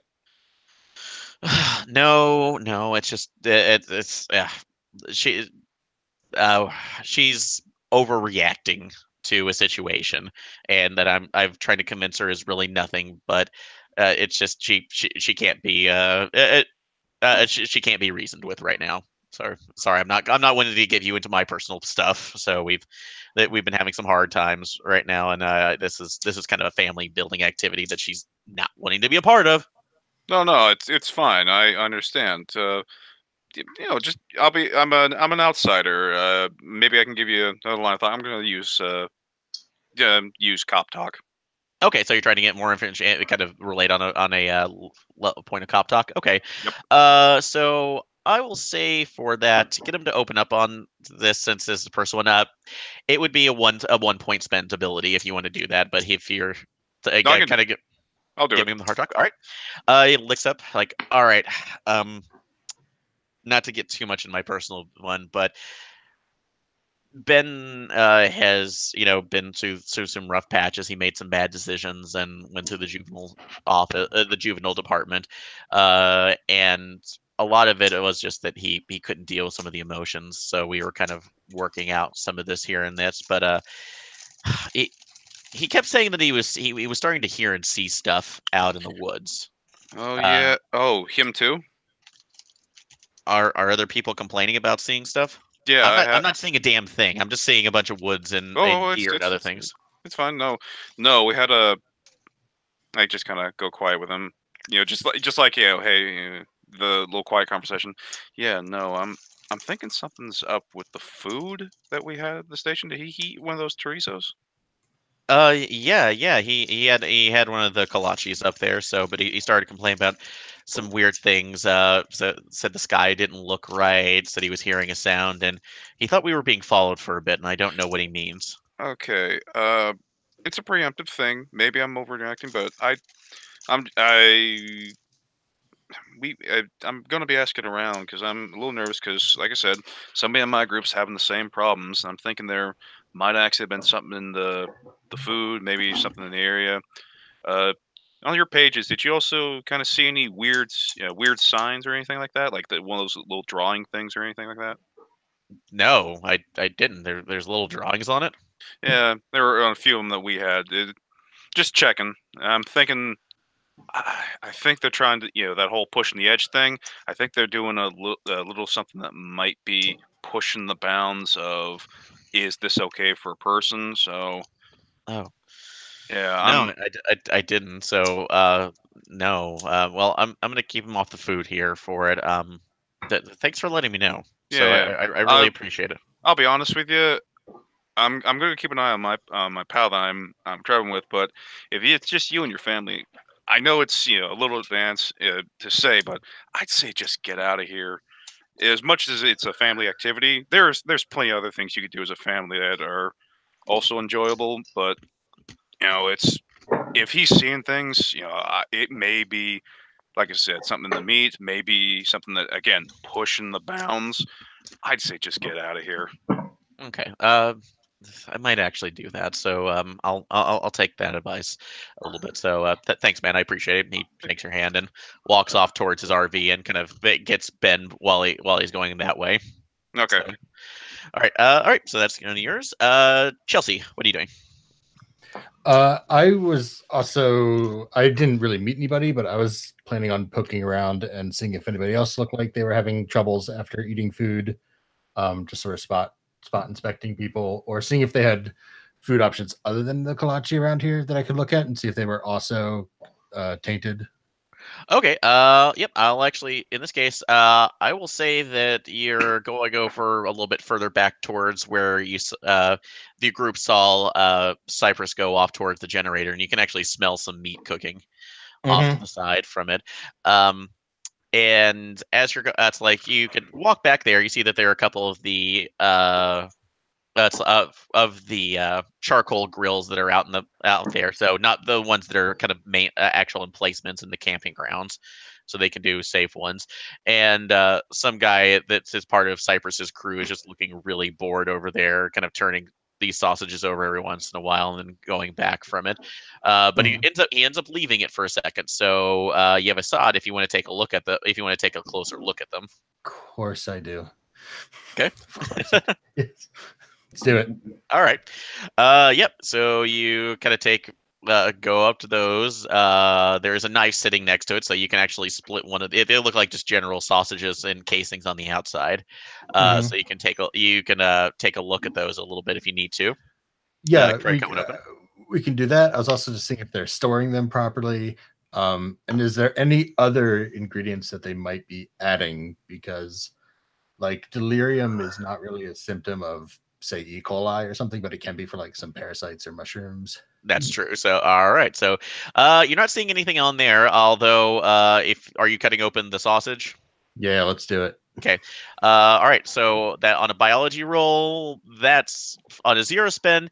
Yeah, that's not looking like any kind of mixed meat sausage that you're seeing for pork or chicken or anything else. It's for one, when you saw the cooked version, it looked very pink. Mm-hmm. This one on a 0 spin, this looks it's basically black. Ugh. Ugh. It's off to the side. So that's what you get on a 0 spin. You can spend 1 to 2 on this to get more information. I'll spend 1. I'll save 1 for later, just in case. All right. So yeah, you look at that, and as you're kind of poking it around with a fork, the only thing that's coming up that's anywhere near close to this is it looks like the larger variant of some insect protein, some stuff that was getting off of grasshoppers that you saw people DIY shops actually for food startups basically compressing into protein cubes. But this looks like if you were getting this kind of cut off of a grasshopper, it literally would have to be the size of a small terrier. Jesus. Yeah. Have you been to Tennessee? Nice. Adam, gain his stability back. Oh, thank you. Good one. All right. Yeah. So that is not going through. But by the way, yeah, you're just seeing possible. It's like large bug meat. So go ahead and make a stability roll for that. Okay. The Lord giveth and the Lord taketh. Yeah. 5. 5. Okay. You don't lose anything, but Okay. if this is not what I'm thinking, what you know it is, this is incredibly fucked up. So you do see the gentleman starting to walk back this way. So Okay, I will leave. I'll sort of just All off, right. maybe go find my friends. All right. So that's what you've been able to find. And Colin, what are you finding? Are you resting or are you trying to figure out anything? I believe I would like to look up see if I can find the same person that I spoke to earlier. It gave me the advice and was talking about his friend being the one that disappeared. Oh, And yes. I want to ask about the previous race, and then I'm gonna just kind of confide to him, go, man, I think I maybe got food poisoning or something crazy like that. Like I'm hearing shit that's not there, and like my eyes are playing tricks on me. I like turned dyslexic at one point in time, looking at these damn trashy Harlequin novels that we're ripping pages out of. I mean, like, what is like? Is this what it was like last time? Not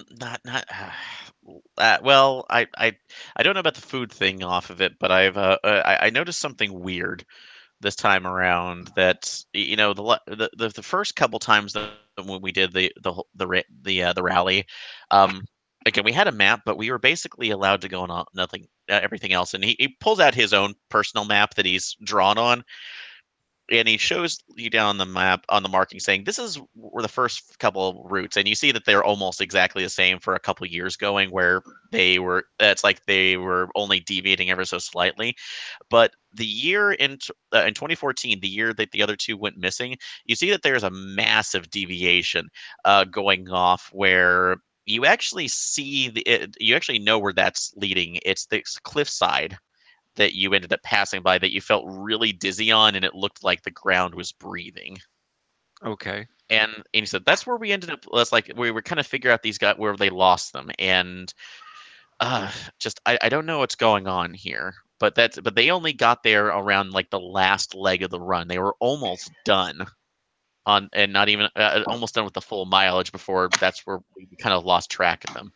And honestly, before they found them, I thought that they had died. I thought that they were basically just done. So I don't know exactly. I don't know exactly what was going on from it. But that's it's odd. I don't get it. So Just so she didn't complain about seeing stuff or anything like that. not that I can think of. So it just uh, the only odd thing that I ended up noticing is that when we were talking, it's like when she was talking about the race and this and the park itself. She kept calling this place Lakehead State Park, which again there's a lake state park about 40 miles away from here, but this is just that it's not the name of this place though, and we figured there was some mental confusion about it, that she was delirious from being out in the woods for a week, so I mean, something people have else. disappeared in the woods in Tennessee before. I mean, up around Klingman's Dome, out Yeah. toward Gatlinburg, which, on the, meta conversation, this is true. Like kids disappeared in the 50s, just walking around the woods. Yeah. So, nope. Yeah, don't know anything about this. So, it's kind of fucked up. Well, I know you're busy. You're getting ready to leave. We're all getting ready to leave. But let me just give you a heads up. Since you were so kind to me, I want to be kind to you. Don't need Oh, any of that. Don't do any of that stuff they're pushing. no. I got a. I know that I got a bunch of the. That's like some cake protein snacks with me. So, and my wife ended up making me like a huge thing of whey protein. So, it's kind of keeping me up and running. So, Oh, well. but although don't get near me too. I don't digest it well. So I have a smell. I'm just gonna tell you that. Oh, So we all do right now. Have a good day, I know bud. you too, man. So, all right. So you were able to get some information from this. You know that obviously Lazarus is kind of is real is like really nervous comparatively going through this. Yeah, the chorizo used in the kolaches is obviously something different. So working through, and that there seems to be again some other effect that that Colin is already suffering from. So, all right, so you all prepare for the next leg of the race. You asked questions, so you weren't able to gain any of stability or health back, but you don't lose anything else from it. So, Okay. you'll continue on the journey. So everybody else, everybody, go ahead and make your athletics rolls. I will spend 1 point. Hey, I will not spend anything, and I get a 5. All right. So that's make it. Oh yeah, and I was like, God say yeah damn on this it. leg of it. So 2 total. I failed. two. Okay. All right. So you failed on that one. All right. And I'm going to spend 1, and I Okay. wrote a 1, so. Okay. Oh, the sacrifice. So all right. So going through that. All right. So only one person made it. I made it. I got a 6. You said 6. Okay, cool. So the difficulty was 5. It's increased now since you're on the second leg, and it will continue to increasing difficulty during each of the loops. So anybody who did not make that, go ahead and knock off 1 stability. And the Lord taketh. Yeah. You'll be fine. Mr. Marston. Yeah, and also just to let you know, when you do reach 0, that will start putting a negative onto your Yep. rolls. So, all right, as you're going through, things that you end up noticing going that you go along the same path, you pull the same ones. As you get to the way station, right before the rat's nest, I'll say first off, Chelsea.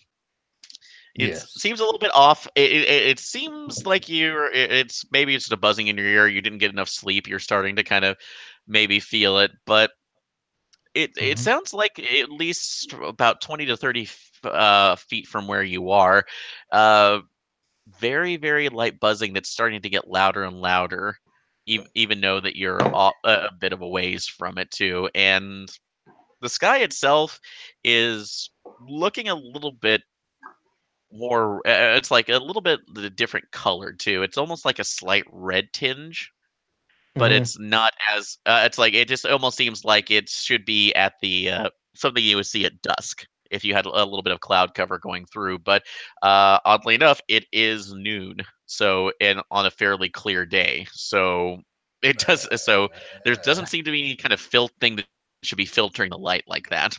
Right. So you're seeing that.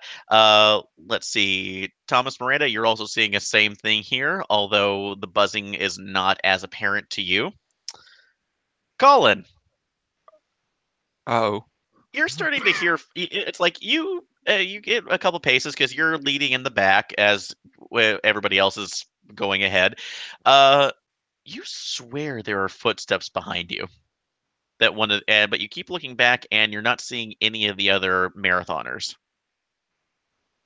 oh Lord.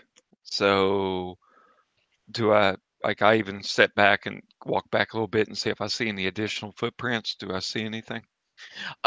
Yes, you actually do. It is very light, but lo and behold, there is. It's like there are specific footprints that seem to be very similar to that beat up sole shoe. It's like sole of the shoe that you saw on the first leg. So I will alert the party to this. Like, man, I saw this before. Like this old guy, like this dude I heard talking earlier behind the tree, but like, I'm not gonna mention that it like looked like it was a while back and stuff like that, but I've seen his footprint. I remember seeing the boot that looked all chewed up and janky. So yeah, so I'm gonna relay to him my fears. Okay. All right. So, yeah. So, Colin's letting you guys know what you're seeing. Are you actually showing them the footprint? Yeah. All right. As you're going back, let's see. 1 through 4 on that one. Thomas, odd or even? Oh, Micah. Oh, sorry. Oh, it's okay. Sorry. Odd or even? Even. Even. So, look, it's like as you go through, Miranda and Chelsea do not seem to see what's going on. What Colin's pointing out, you are clearly seeing a footprint in there. You realize that that's like both you and Colin are seeing something that Miranda and Chelsea cannot. Both of you make stability checks. Well, if I spend, I end up at 0, so I'll just go with God on this one. Okay. I will spend 1. And I get 6. I got All a right, 6 you passed it. as well. Nice. All right, so you pass. So it's another one, but yeah, you realize you're not alone on this. So how are you explaining it to the other two? All right. All right. I clearly am showing that I can see what he's seeing. I go, looks like whatever's happening is starting to spread because it's happened to me too, and I didn't eat that stuff. So I haven't either. Was something there? yeah, there was a footprint. Where? I don't- Can't see it. Is it like really subtle in the ground? I'm kind of like peer. Yeah. Same here. Do I still hear the buzzing, Aaron? Yes, you do. Can I is it like a single pitch like a tinnitus buzz, or can I like a zero spend biology? Does it sound like animal like insects? Oh yeah, a zero spend on that one. This sounds like a swarm of something. Yeah. Okay. So, God damn it. if you're going by All right. biology, now it actually sounds it. The thing is that it almost even if the faint on there, it almost sounds like it's much larger. That's like Like if a you were large grasshopper, perhaps. well, large grasshopper or something else that would be more flight based. It would be like the flapping of the wings at high speed. So Yeah, so fly buzzing. yeah, it would. Yeah. It's something akin to that too. Although Mm. going through, it's something akin, like almost a mosquito when you Mm. get that high pitched whine. But it should be larger than that. So it's really about this time. So, but yeah, this is where you're hearing from that. You end up approaching. That's like approaching the rat's nest, and you all notice that the food and the water uh, are completely scattered now at this table.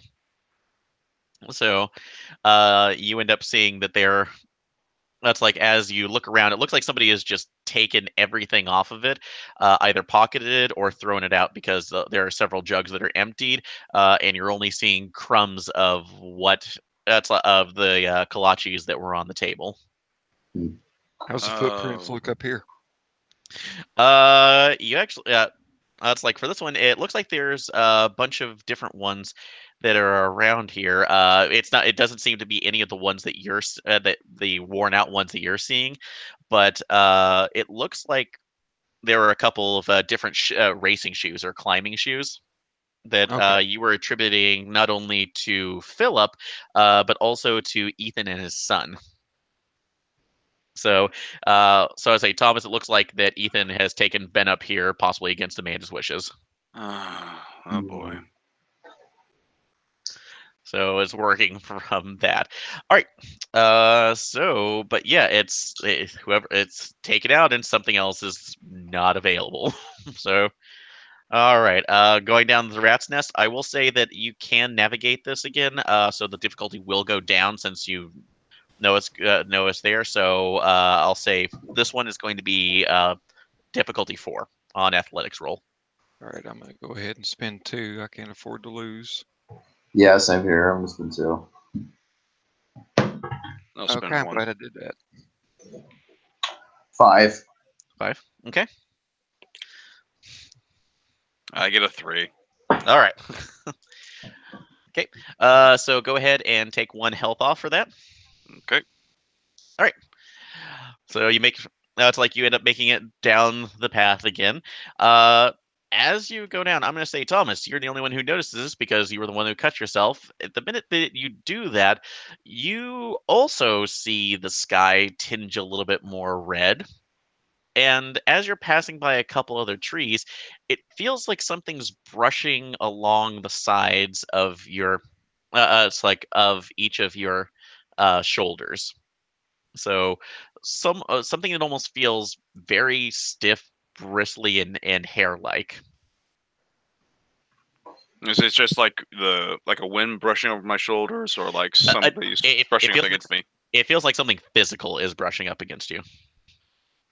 I'll just keep running with everybody and say, okay, it's getting weirder for me now. All right. So, are you describing what you felt to them, or no? What I'm just happens? it just feels like something. Just as we're going, just seeing a little tent in the sky, a little bit redder, and feels like something furry is brushing up against me. all right.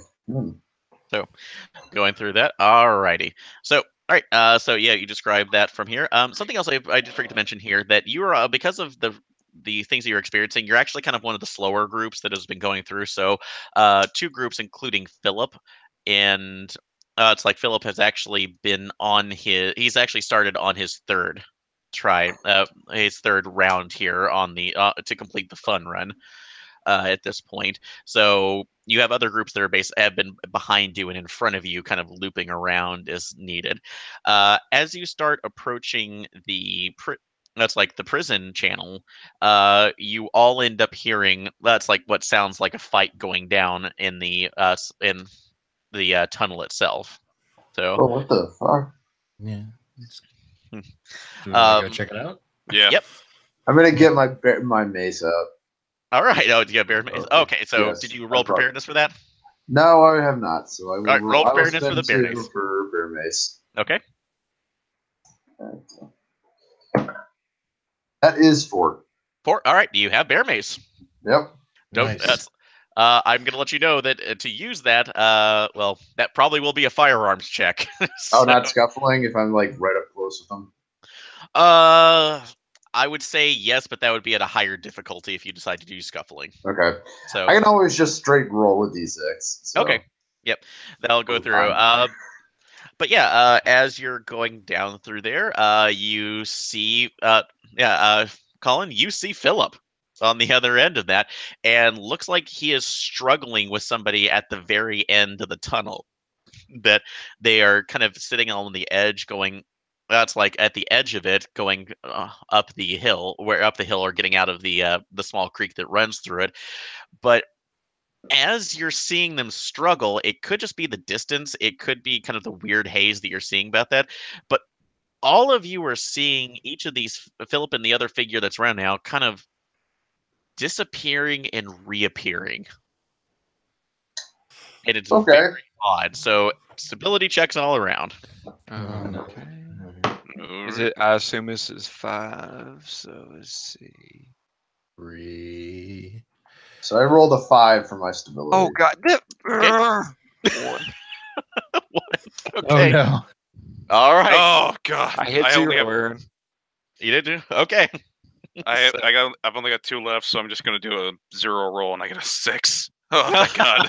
Okay. I was going like, here comes the one. I'm right there with you. Oh God, no!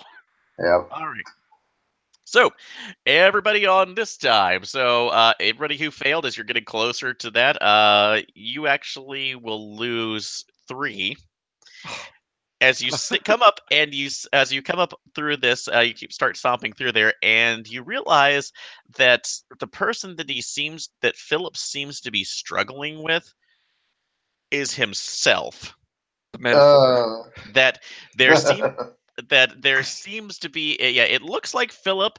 It's like he's almost kind of the same there, but he looks far more emaciated. It looks like he actually has injuries along the side of his body. He's wearing very ragged clothing, and the only reason that he is not seemingly getting the upper hand on the Philip that you know is that he is that's like seems to be just highly weakened by this and by whatever he's gone through, but he is trying to wrench him out of the tunnel, and every time that you see that either of them go through again, they seem to be just disappearing and reappearing, phasing in and out like through a mist. So you can tell at least who is the real one. So are you going to try to assist your art, like the Philip you know, or are you going to just kind of wait this out and see what's going on? I feel like we should help them. Yeah, I feel like Yeah. we should do. Okay, so going in. Yep. So this is combat right now. They do not notice you in this point. I'll just start from the top. Miranda, what are you doing? I can. Well, I'm just gonna fucking run up and bear base them. Okay, so you're gonna go. You're Get them while they're distracted. Both of them. Get them. Yeah, well, they're not gonna be able to fight when their entire body feels like it's on fire. Okay. Okay, so you're gonna go ahead and try to scuffle. Yeah. All right. So you have a free shot. This is going to be a high difficulty with the bear mace, Okay. because one, if you fail this, you either end up spraying your Philip or possibly yourself. I mean, with I that. kind of don't care if I'm hit Philip at all. Okay. True. All right. So, but yeah, you have this end of it. So, but yeah, go ahead. I'm gonna say, yeah, this is high difficulty. This is gonna be at least a 6 to be able to hit that. So, go ahead and make that. I'm going to spend 3 points on scuffling. Okay. So, and that was a 6. I rolled a 6, so that's You rolled a 6. Okay. So, you go ahead and hit him. Describe your attack on our ragged Philip. I just well, basically, I'm just gonna walk up. I get the bear mace out, and I just say like, "Hey, Philip," and then like when he looks up at me, I spray him in the face with bear mace. All right, so he goes back screaming. Let's like see that. I'm actually gonna have you roll athletics to avoid. He tries to grab out at you as he's trying to get onto your arm as he's backing up. So go ahead and roll athletics to see if you can avoid that. I will spend a point. Okay. That's a 5. That's a 5. All right. So you do barely manage to avoid his leg. You actually do. He grabs on you just for a bare second and seems to pull you in, and you do see your arm disappear No for a shit. second. But as you break contact, and as your Philip breaks contact, he just disappears completely. As you see that his That's like looks like a piece of cloth with one of the pictographs that you've seen drawn on each of the books and the trees just fluttered to the ground, and all of your vision kind of pops up again, where that red haze is gone, and you can see the blue sky, and you feel the cold air rushing back in. What the fuck? Is my arm okay? Like, I touch my arm and like look at it. You seem to be fine, but when you got pulled in for a little bit too, the temperature differential is also odd because it just feels like it was almost burning, not Oh to my God. enough to injure you, but just an intense heat. Like it was suddenly like we're in like 60-degree heat, and then it was suddenly like 90 Oh no, it's or more. Yeah, you're in the marathon, so that you're more like in 45-degree weather right now. Oh, okay, so it was suddenly summer for like a split second, like suddenly dead heat of summer. So For a if you were split in the second. Sahara, yeah. Oh So yeah, great. going through there, but yeah, Philip is just kind of scrolling down. It's like his back is to the wall of the channel. He's just kind of sitting there looking straight out. He's kind of out of it. So I'm gonna roll a stability check for that. Okay. I rolled a 4. Yep. And by the way, you saw him disappear. Everybody, well, if you had those stability checks, but yep, you're fine on that too, because Okay. you honestly were going through there, but you can try to get some information out of him. So you can look around to see if there's anything else. Just kind of walking up now, just going, okay, we all saw that, right? Yeah, we did. Yeah. So going through with it, yeah. So he's going through it. Anybody with psychoanalysis can try to use that because he's not near catatonic, but at least a little bit. So Yeah, I'll spend a point. Same. all right. Let's see. Well, this is a general ability on psychoanalysis. Or are you spending on reassurance? I was going to do psychoanalysis. Okay, so Yeah. all right, I will say that in this case, go ahead and spend that if you want to do the reassurance. That will actually get calm enough, and I will say that will give you a bonus to your psychoanalysis if you would like to see if you can get him back to talking. Yeah, I might as well just start using up our resources. So that'd be my last point. All right, so go ahead and make that roll. Okay, so it gives me another bonus on top of a spending. Yes. Or... Well, psycho. Are you talking about your reassurance? So I spend a point for reassurance to calm him down. Yes, yeah, I'm gonna allow you to do that, and then you can make your psychoanalysis. So I'll say that'll give you a +2 with what Micah just gave you. Okay, and I'll just kind of spend another one just to like basically. Yeah. So yeah, you can. Well, in this case, no, it's just 1 point per spend. So that's all you get. So you have the +2 on that roll. Yeah, I rolled a 5, so 7. Okay, good. So that's all right. So that's enough in this case. All right. Yeah, you see, you give him a drink of water from one of your canteens that is not from the jugs. Seems to be slowing down. I don't. That was me. How could that be me? God, it just I attacked me. Have you ever heard of LSD? It looks at you. What is going on here? Honestly, I think there is something going on, and this event needs to be called off right now. So, so I don't know what's going on. So I got dizzy. I started walking through there, and then I basically saw it looked like everything, but it looked like the whole world was on fire, and there was buzzing all around. God, it was like they were like giant mayflies. Oh, great. Oh, Lord. How giant? So, like the size of horses. This is nothing else from there. Okay. And then I saw me, and he tried to pull me in, and he just kept telling me like I can't. It's like you have to take my place. I can't go back. She promised me I'd be safe here. That's what he was yelling at me. I was yelling at me. Okay. They've pushed you. Clearly, what's happened, because I'm trying to rationalize this for him. Clearly, what's happened is they've decided to do that whole push the edge thing. They've slipped something into the water and the food, and it's now starting to kick in. You need to go back. You need to leave and get to a hospital to get checked in. If they give you a clear bill of health, it's likely worked through your system by then. But we need to get everybody out of here, and we need to just call off this event. Well, are we distance-wise? It's as far back as it is. We're in the middle of it, aren't we? If we turn around and go back, we gotta go through those damn briars and stuff like that. We just got 2 more legs. Let's just finish this up, and then let's get out. And like, hey, is this the guy with the kid? No, this is not that. Although you do, no, this is not. This is Philip. So this is who Colin talked to. But you had this. So you have a couple of decisions here that you're seeing something that you can explain.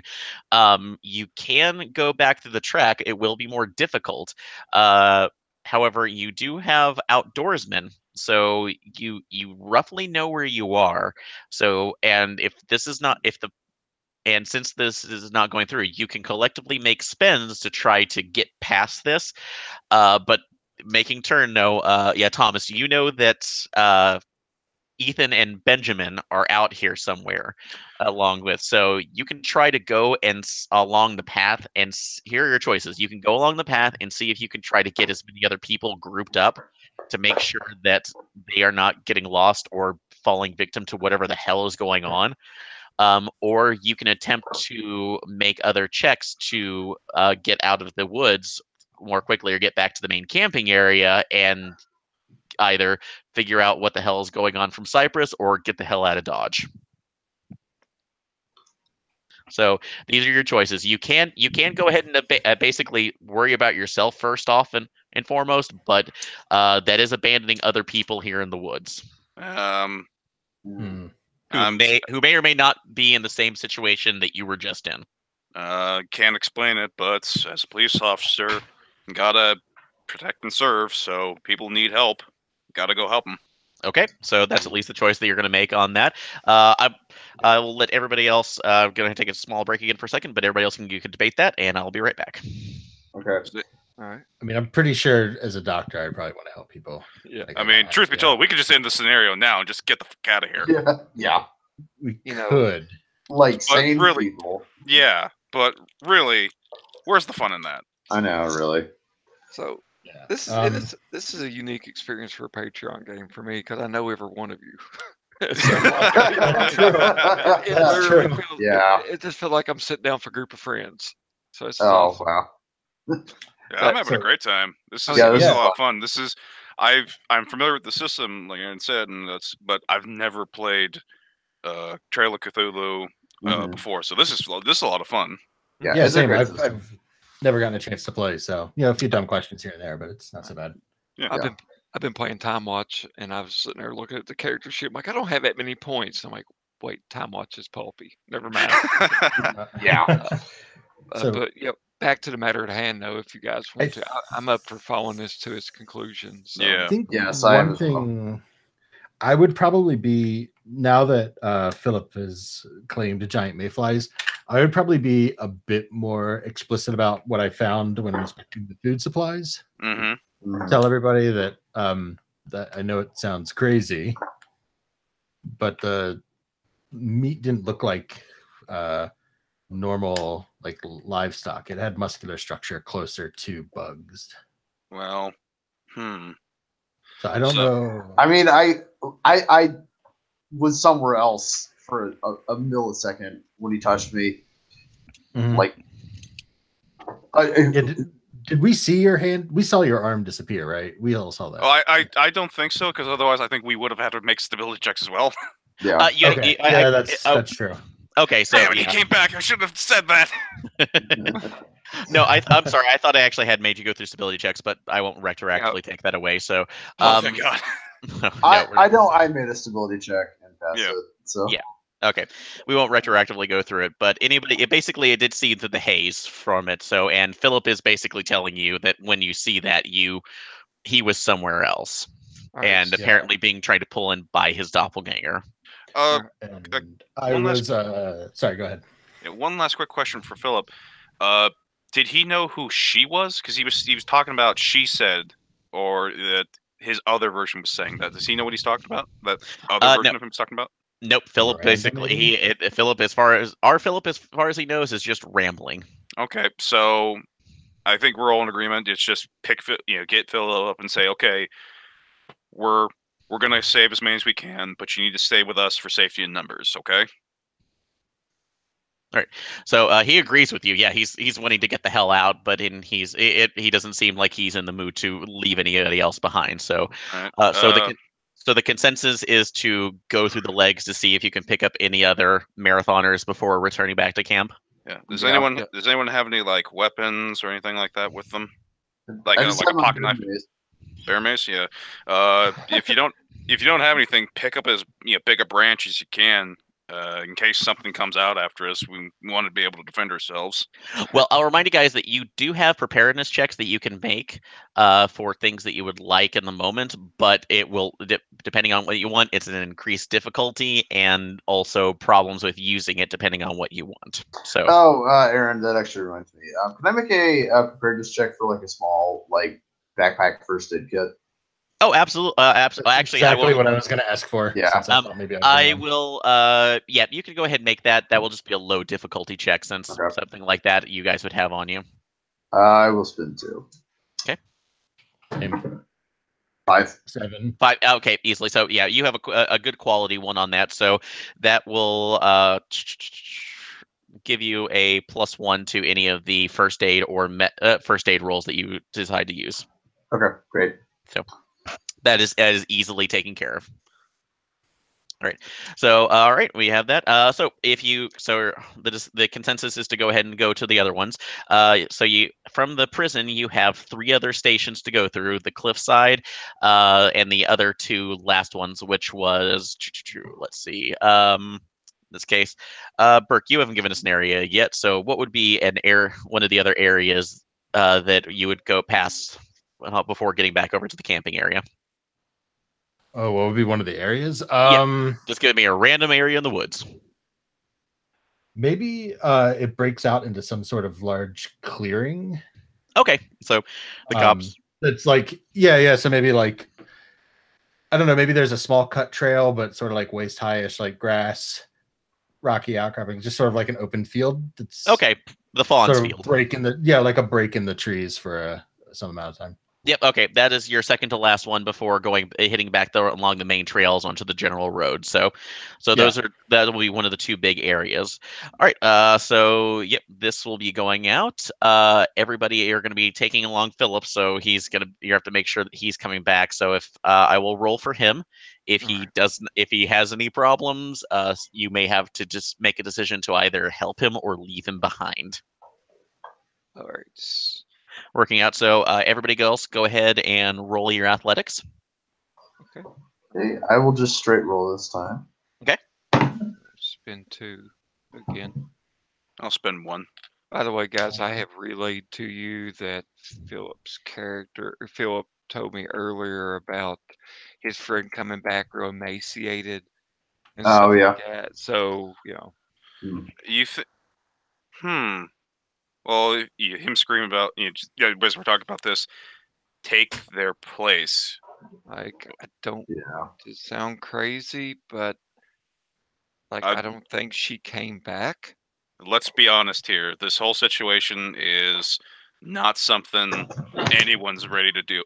Can really handle. So anything we hear and such, we're just gonna have to assume is what's going on. As crazy as it is. Okay. So yeah, that's. All right. Oh dear. Anyway, I get a 2. 2. All right. So I got a 4. Okay. 5. I've got 8. All right. Anybody who made a 5 goes ahead and succeeds. Everybody else, since you're pushing yourself, and now under stress, you will lose 1 stability, 1 health. Okay.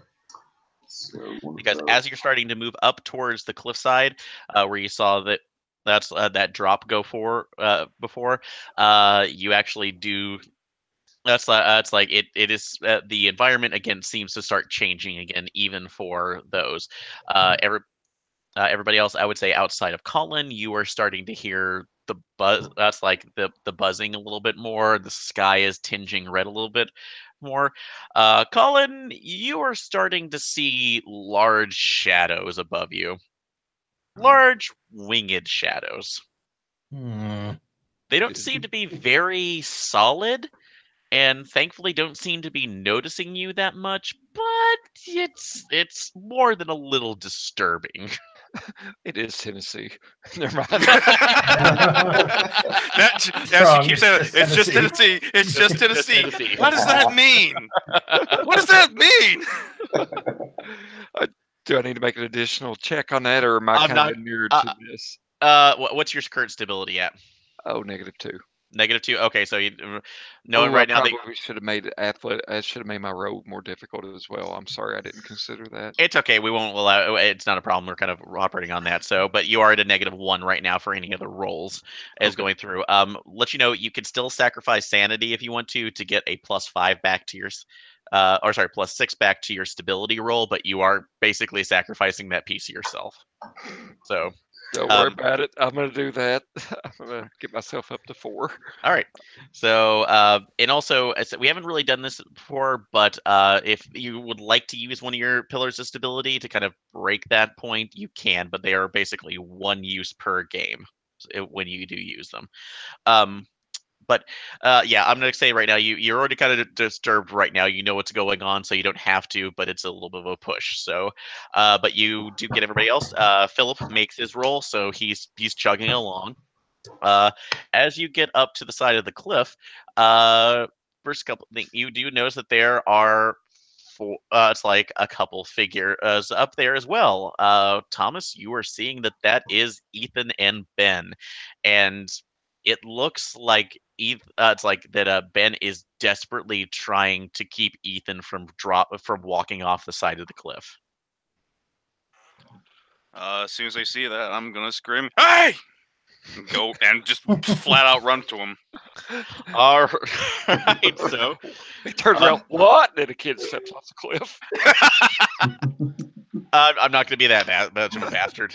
So you're going to go there. All right. So you're trying to catch his attention.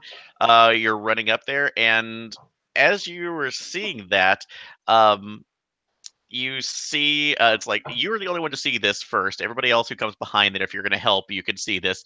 Is that over the side of the cliff? There appears to be two sets of hands that are grasping to it, trying to almost climb up. And you actually see that Ethan's not trying to jump off. It looks like he's being pulled through that haze again. That is causing part of his arm to disappear. You couldn't see it from around the corner. So go ahead and make a stability roll. All right.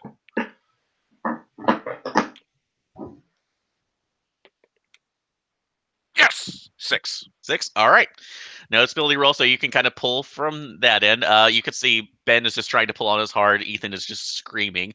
You can actually see through the haze a little bit that it seems like he has some blood that's running down from his arm that is disappearing slightly and going over his shoulder. Ben just like screaming, "Help me! Help me! You gotta get him! I can't pull him back." All right, So- I'm running and just doing a full-on waist grab and just yanking him.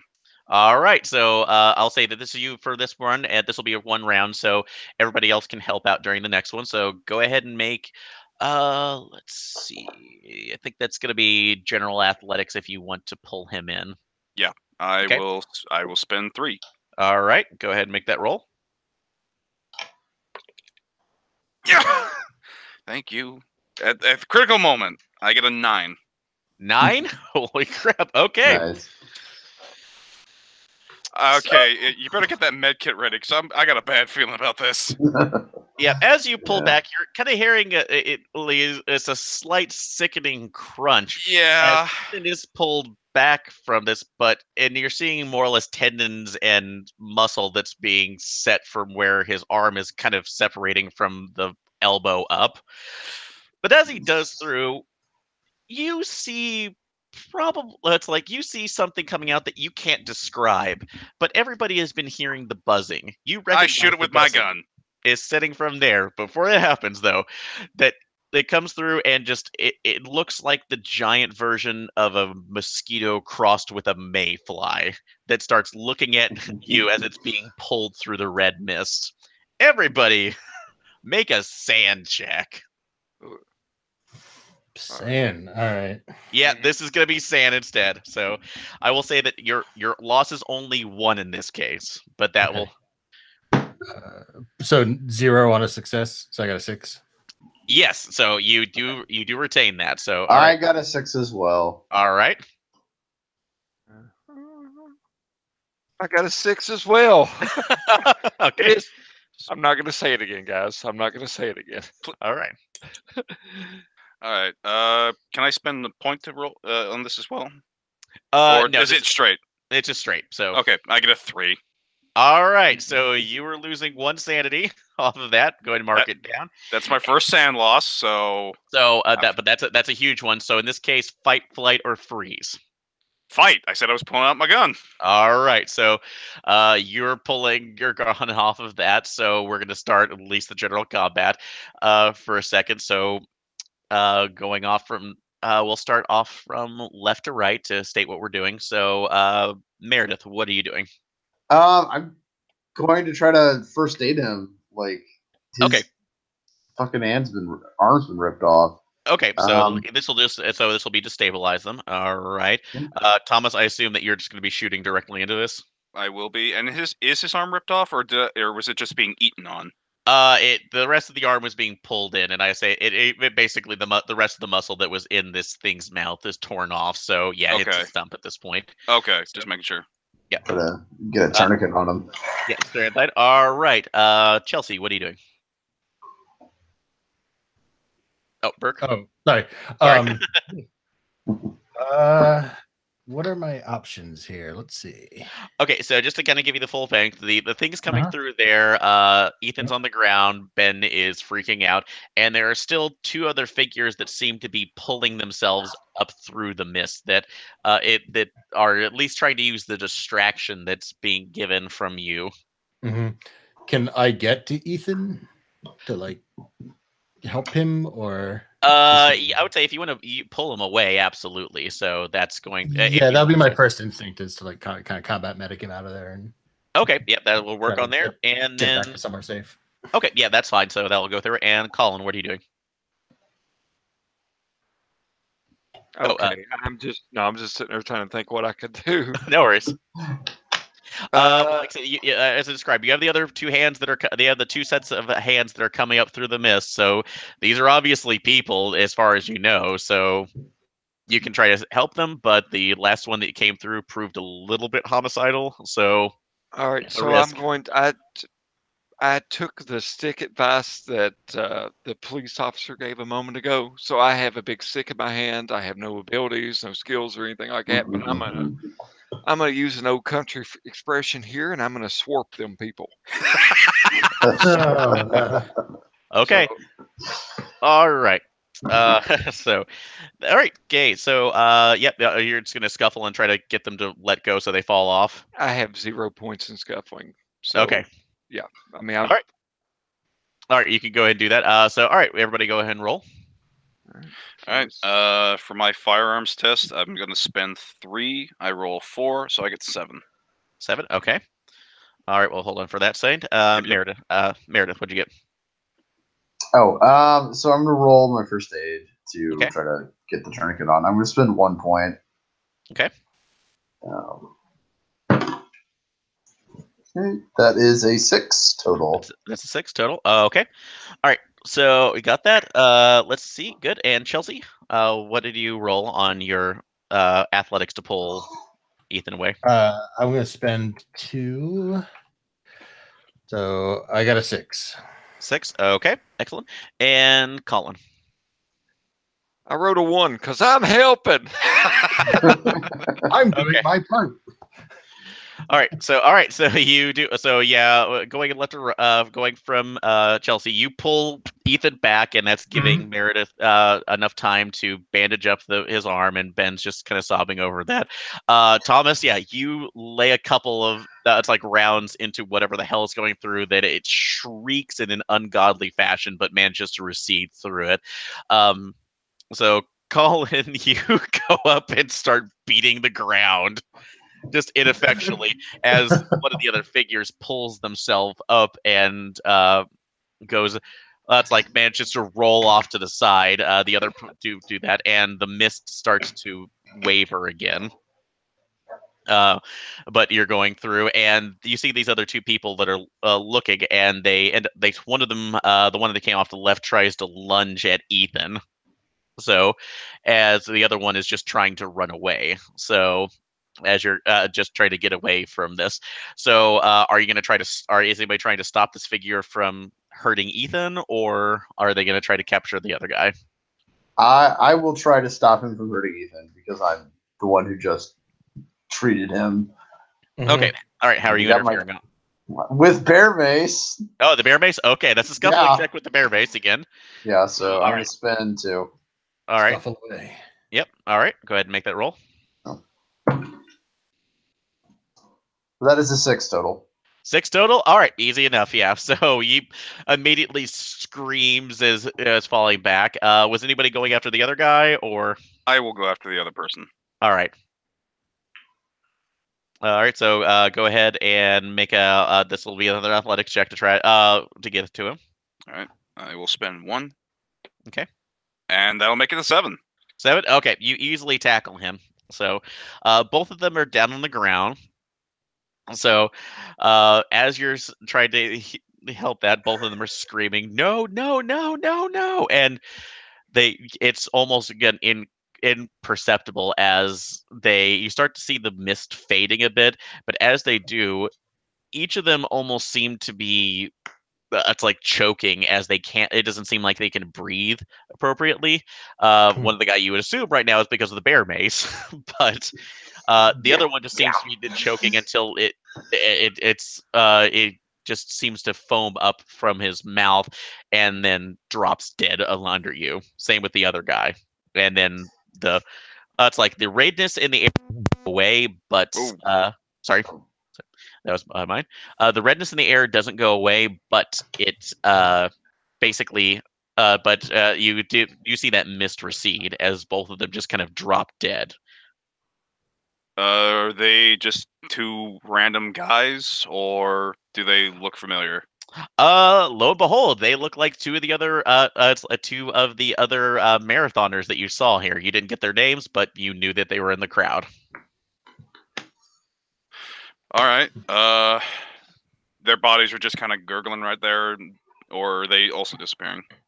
It's like nope, they're not disappearing. They just kind of stay where they are. But it looks like that they died on the spot. Okay. Well, that's something to worry about later. Priority right now is Ethan and Ben. I've got a point in law. You can't kill somebody if they're not dead. That's a really good point. Going through, but yeah, each of you saw just some very horrifying things around here. But going about that time, yeah, it once this stops you all, if Ben is just kind of beside himself, it kind of explains to you what ended up happening, which is that he and his dad got through there. They kept seeing things. The 2 other guys they were with, which were the other 2 runners, ended up they saw the cliff and they dove over. For some reason they decided that they needed to be over there, and it seemed like they were pulled in, and then that thing came out and then grabbed his dad, Ethan, as he was going through. He just has no idea how this happened or why this happened. Yeah. Just Ethan need patching up because we have our first aid kits, and I have first aid. You already did the first. You already made his role in the first aid with along the kit, so he's basically patched up as he can be. So as he can be, so we can't do anything else for him. Okay. Yeah, I will say that with his 0 spent medicine roll, he is in massive shock. Okay. And he needs to get to the hospital. Yeah, you do need to get him out of this now. So there is another decision to be made. You can either attempt to go for the rest of the other 2 routes to see if there's any other people that you can try to save, or you can just try to get him out there. I will say collectively, has anybody made an actual spend on outdoorsmen since we began? No. I can spend 1. Okay, so everybody else, I will say that collectively, if you spend it through the next 2 rounds, at least 1, that will allow you to take a shortcut back to the campgrounds. Okay. At this point, I'd say these are the only NPCs that we knew. I'd say we just make a run for it. Okay. So going through it. All right. So general consensus of the group. Yeah. So, all right. Yeah. All right. Yeah, you'll go ahead and make your spend. So you guys end up with conferring with both Philip, Ethan's, and everybody else's maps. Managed to find a good way to get out of that. Obviously, the marathon is over for you. When you enter back into the camp, it is utterly deserted for of almost every one of the other campers. You see families, but you see cars that are gone, but there are still a lot of the vehicles, including the U-Hauls, the trailers that are still left. That's just seem desolate at this point. That they were things that were left behind. As you're going down there, you're seeing dozens of those alternate footprints along the ground that seem to be crisscrossing over the base ones. Everybody is seeing those now. Okay. They're going through with it. Chad. Anna, are you here? So it's fairly quiet. You do find your own vehicles. They seem to be in working order, thankfully. But as you're going back along the lines, you kind of hear some soft sobbing and look around and see Cyprus near his own trailer, just in a crumpled pile on the ground. All right. I assume I've been helping Ethan, carrying him. I'm going to hand him off, and I'm going to go over and interrogate him. Yeah, I will be. I am beside myself. I'm so angry and terrified. Okay. Yeah, so you kind of it goes through. Or what are you doing? Are you trying to get his attention? So. To start off with, I'll intimidate him. Okay, so you're just going with intimidation. All right. Yeah. How many? I got a gun. That's fair. How many? Let's see. How many points are you spending into that? Is it just the one, or I just have the one, so I will spend that. All right. So how are you intimidating him? As he's sobbing, he's going to hear me walk up, and as soon as he looks up, the gun is right, at his heart, at his chest. Just say, "Was it worth it? What the hell were you doing?" I didn't want to do it. I didn't. I thought it was all over. At least I had paid the price. Just I swear to God to you, I did it all because I wanted my wife back. I wanted it back to the life I had. What do you mean? What the hell did you do? He's seeing the gun and he just is crumpling again. I'll spend the point in interrogation to get him focused and say, "The bullet's not for you yet. Don't make me use it." Okay, well, I would say that's technically intimidation still. Okay, fine. But an interrogation can possibly work, but you see that something is obviously broken with him. Oh no, I think I got an idea of what's going on. So I need a good cop.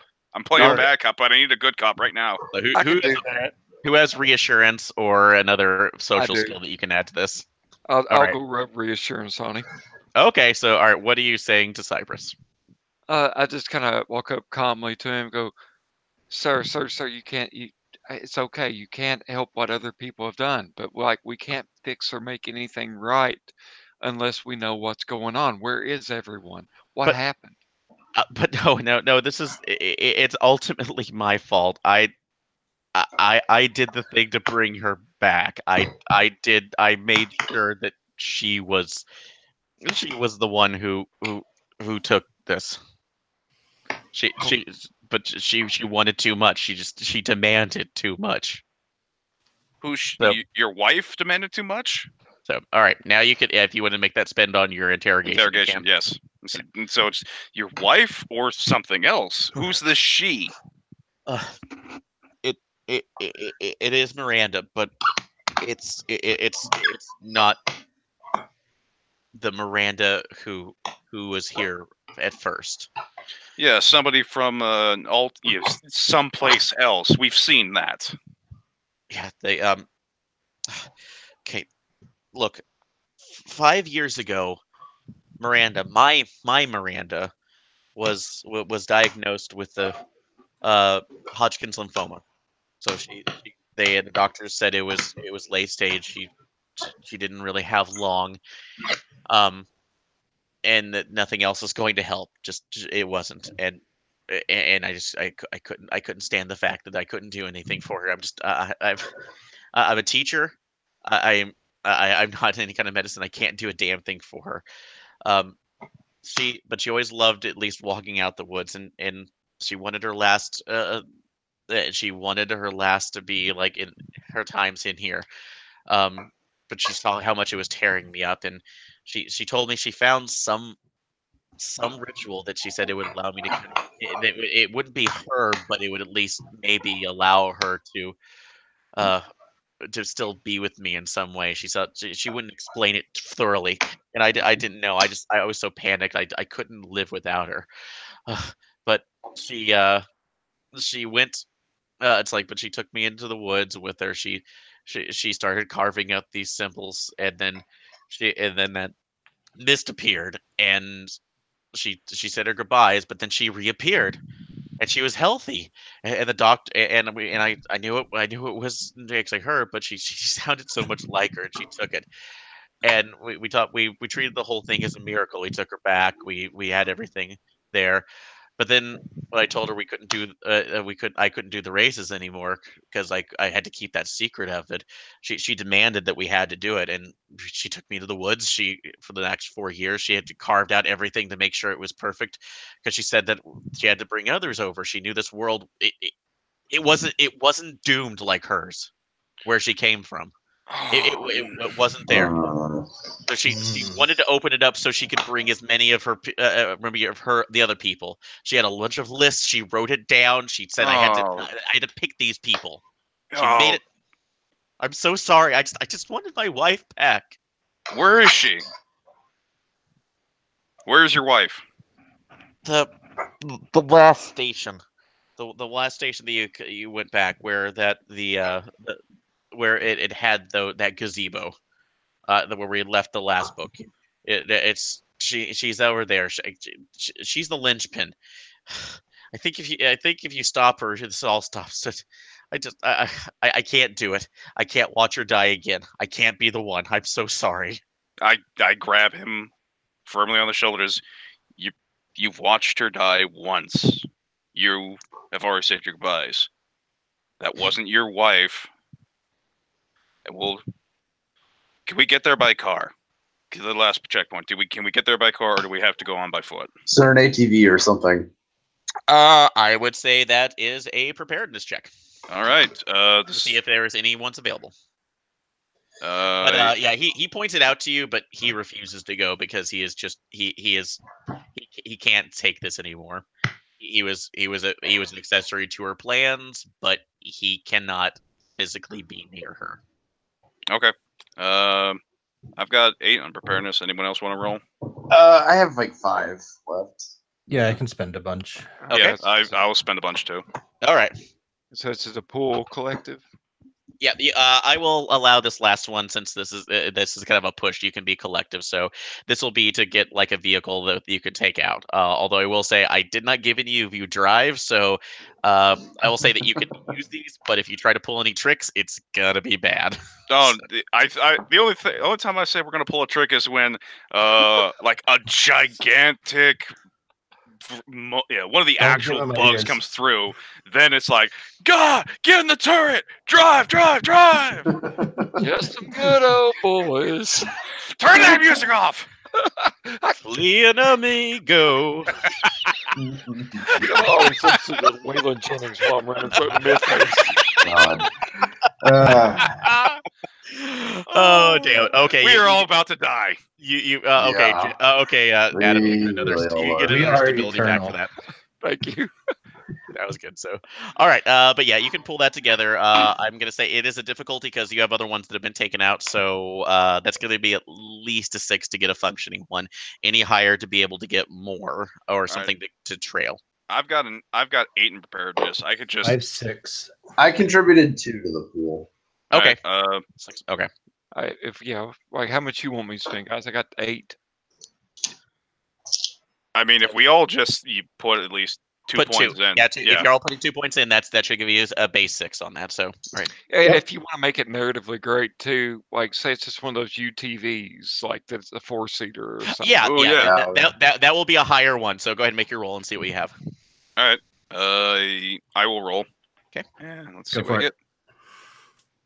Yes! 6. 6. All right. Yeah, you absolutely find one of those ETVs. It's actually electric, so it doesn't require any, and it's fully charged. So, yep, you are able to get on there with it actually being a little bit quiet. So it will not be just a horrible rumble through the forest. At this point, the camera, the hard camera, we all look at the hard camera, point to it as the label on the UTV is plain to see. When you're in a situation, you go with howdy. All right. God So, damn it. all right. So, yep, you can all get in there. I will say that Ethan, you can stabilize Ethan, but he's obviously not going in the where Philip said he would stay behind to take care of it and try to see if they can get cops called in. But oddly enough, the cell phones don't seem to be working very well. Where was? Oh Great. crap! Where was his wife? She is gone. You can actually see the trailer and everything else out. She apparently just was incensed and was going somewhere to from what Benjamin was talking about, was saying that she was going to call the cops or to get a park ranger or something in here. Oh, well, that's good. At least they'll be here eventually. Possibly. But anyway, we're bumping the trail, going like full speed. Okay. So, all right. So you do end up taking there. It's about that's like on the ATV. It's basically about 10-minute ride to where this gazebo is because it's the longer walk. That's actually near the path from it. But as you're going through, the air starts to seem a lot hotter. That's like buzzing is increasing to the point where you're seeing that. Everybody, as you're walking on there, you are actively seeing shadows and footprints that are appearing by themselves in the dirt. So this will be at least one more stability check before you enter into the gazebo area. All right. So I will spend 1 point. I will also spend 1. I'll spend 1. That'll get me a 4. All right. That also gets me a 4. All right. And a 1. Oh, Okay, yeah. So if you're not seeing that at this point, it's still a negative. It's still a 2 loss on it because this is fucked up. This is literally ghost walking the earth in a way. But reality is collapsing in on itself. it is. But yeah, you do, at least in this condensed area, but you do come across the gazebo. You see Miranda sitting in the middle of it. Now that as she does, she seems to be in around different carvings of the symbols that you were seeing on the trees and on the pages, carving in as there seems to be a line of others. It's like others that are standing before a large red mist field that is behind her. So she doesn't seem to notice you at the moment, but since she's still going through there, but there seems to be dozens of other people, including the very ragged doppelgangers that are grabbing people and dragging them towards the mist field. All right. Anyone else feel like Duke's a hazarding this? I'm not the one driving. Yeah. Okay. Okay, look, we could get out and run towards her and have some sort of fight, but let's be honest. If we could just run her over and crush her, we're good. That would be really great. I mean, there's really... Go big! Yeah. Okay, well, here is the thing. Okay, none of you have drive in any way, shape, or form. You can always But I have a roll lot of D6. first. You can always just roll a d6. I have a lot of first aid, which we'll need after the drive roll. I have So- prepared this. I will have that driver's manual right there going, okay, how do I drive this thing? Okay, so you're going to have to... I will let you guys... Okay, I have one more break I have to go to. I'm going to let you guys plan with this, your skills. So if you can come up with something for this, I will allow it, but it's going to have to be a multi-roll thing, so I'll be right back. All right. Okay, we have a lot of preparedness left. What can we do? Oh, you can also spend. Maybe you could also spend points for outdoorsmen. Yeah. Ew. You know, yeah, outdoorsmen. Like a bonus or something. Yeah, modify. I have stuff 1 in outdoorsman. I still have 1 in outdoorsman. I've Yeah. got 1 in So do occult I. for that's like academics. So, uh, what else have I got here? So I've got mechanical repair. So if you just want to make a want to hey, I Wait. reach over on the engine and supercharge it, and we bail out of it with an athletic. Oh yeah, there you I was go. gonna say, Yeah. like, you don't have to be in the car when it hits. Yeah, that's true. We just throttle it up, and I don't know what kind of row Aaron's going to ask us to make. I got a lot of athletics to spend, man. I'm fine. Yeah. I got 2 left. All right, So I still got a regardless, little left. I got like 5. do a preparedness row for having a bungee cord or something like that, so you can set you get a good beat on her. You take the cord, you straighten it up, and then I'm gonna dump 5 into mechanical repair, to where the thing just sounds like a super little, the little cars you row backwards 2 or 3 times and then you let go and it kind of goes forward. yeah. It's gonna sound like that on meth. Oh man. I mean, we just hit the NOS on an electrical car, so let's just do this. We're burning the electric motor on the hill, but it'll be fine. Well, to be But fair, it's to save the world. Yeah. Well, it ain't my car, so Yeah. it's none of our cars, so Yeah. I don't feel bad about this. All right. So, All right. so what is the plan? Okay, now let me tell you, this is what we want to do. Okay. We're going to weaponize the UTV. So I have mechanical repair. So I'm going to spend, Aaron, I'm going to dump everything into it to make this thing just go hyper, overload, right toward the woman. So we're going to try to do that. So we're using the UTV as a battering ram against her. And Okay. maybe somebody could do a preparedness row to get some bungee cables, maybe having a tool that we could stabilize the steering wheel with. So Okay. I mean, we just shove one of the sticks into the driver's wheel and just have you're it not set. going to need to do that after I do this. Fair enough. All right. So, well, I've got to call it. So, what is your current stability at? 3. 6. Mine is at 3. Yours is at 2. 3. Okay. So, all right. So you're not below. Nobody's below 0. Okay. No. All right. So, okay. So, all right. All right. Then you can. I would say that is an ability. So, I would agree the preparedness check that there needs to be something to stabilize. You can put a stick, but it's not going to be actually. That might not go all the way through. So, if you're wanting to prepare for this, Wait. If we have to keep the steering wheel locked, right? that is correct. I know it's probably not the right thing, but what were those things where you put them across the lock that you put across? I got the steering locks for narratively though, Micah. What I would suggest, because I've seen these things and I've played with them before. Mhm. There's always a toolbox, at least a small one and stuff like that. So you can just pretty much take a wrench, Okay. and just shim it up between, you take the nut part of it and just rig it up against the seat like that, and it would probably stabilize it. All right. Nope. We'll do that. Okay. All right. So this is going to be a multiple check on all fronts because you're trying to, the understanding you're trying to overcharge this thing so it's just running at her immediately as fast as it can, right? Yep. Yeah. Okay. So this is going to have to be a collective group from everybody on this. So first one, so Colin, go ahead and make your mechanical check to see if it actually works or not. This will Okay. be at a high difficulty, so I'm going to say it's at least an 8 to do it without burning it out, or basically, yeah. Well, yeah, it's an 8 to make sure it doesn't burn out, or at least doesn't. Yeah. Yeah. Okay. How many points do you have in the mechanics? I'm dumping 5, so all I have to row is a 3 and a row to 6. Yes! Yeah. I was so worried you're going to say, I have everything. I have all the points. I just don't need to roll a 1. 1. No! Okay. All right. So that's going through. If any, I'll say you don't even have to spend on it for this. If somebody spends 2 points of preparedness, you can go ahead and have the bungee cord to lock it in place. I will do that. All right, here is the next part of it. I will give you this. To make sure that it's going through, there's going to have to be 2 people because you're basically pointing the ATV and you're going through this. So somebody actually has to be in it to be able to hit the accelerator enough. Or to make sure it's revving to the point where you're going through. So 3 of you will have to hold on to it, which I'll say there are ropes or something to basically get up to speed.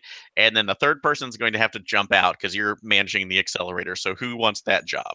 I'm driving, so I'm staying. Okay, so Thomas, you're handling the accelerator? Okay. Yeah. All right. And So those things have handholds on the top of like the frame, so we could be just holding on to those if that's what you're saying. Okay, then I will allow that because you're basically trying to keep it in pull. So this will be athletics checks to an extreme to make sure.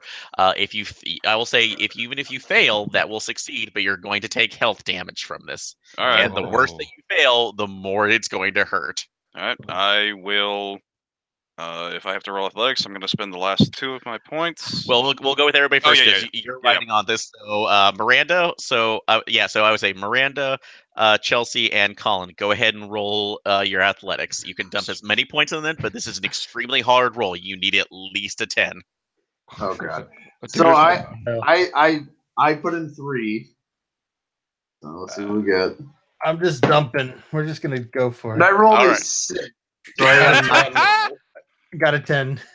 all right. I should have put So one more point in. can I I've only got 1 athletics, so there's no point in it unless you would allow. I don't know if it would work to.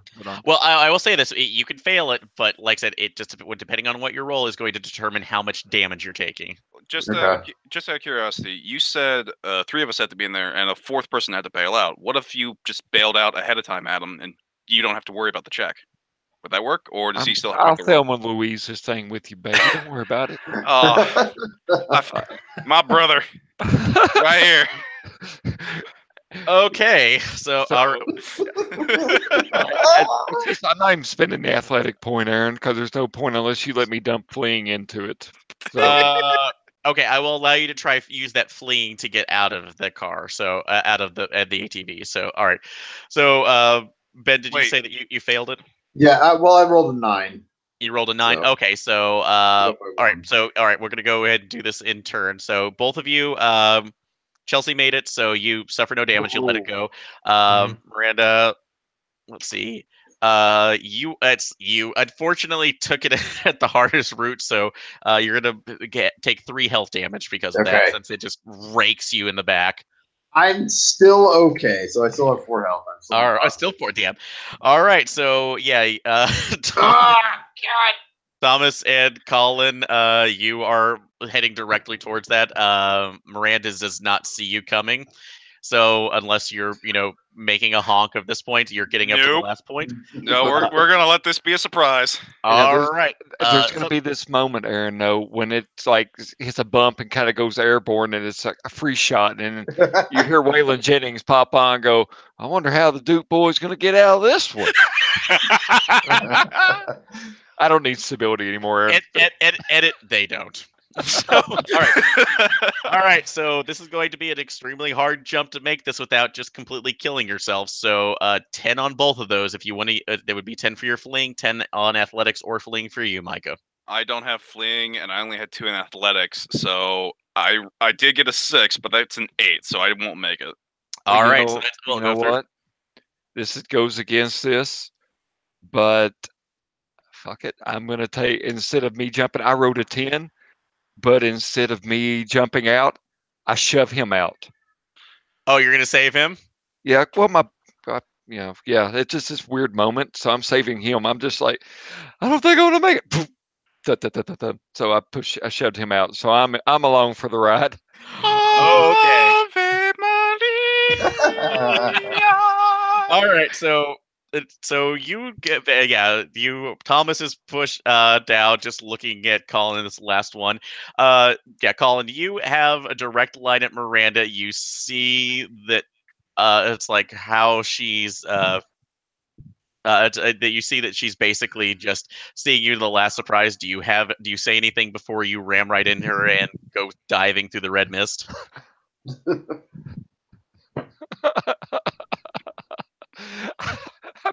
Buckle my seatbelt.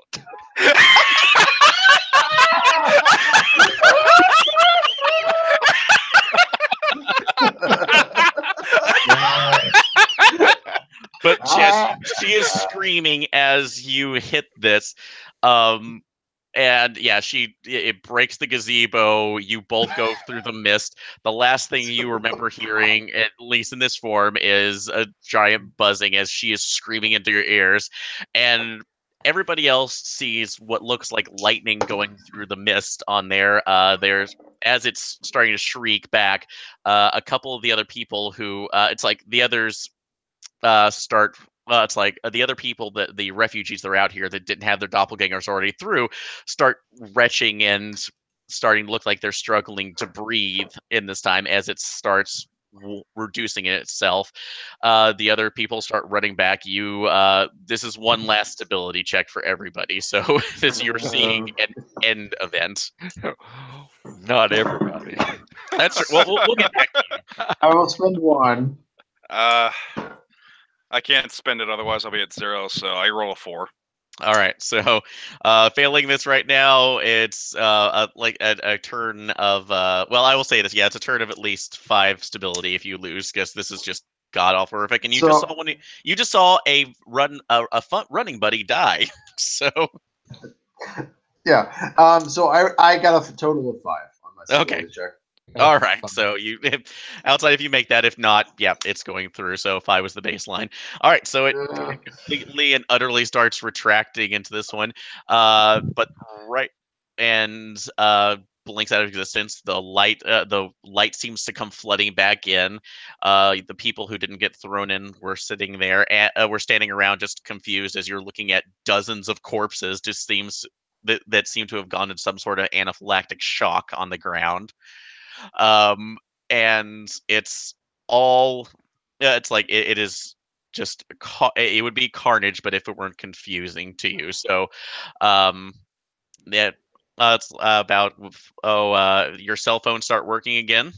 People start calling in the rangers, and within about half an hour you were just surrounded by cops, paramedics, everybody else people are relaying stories, but everybody is not seeing this as something else. This looks like a cult.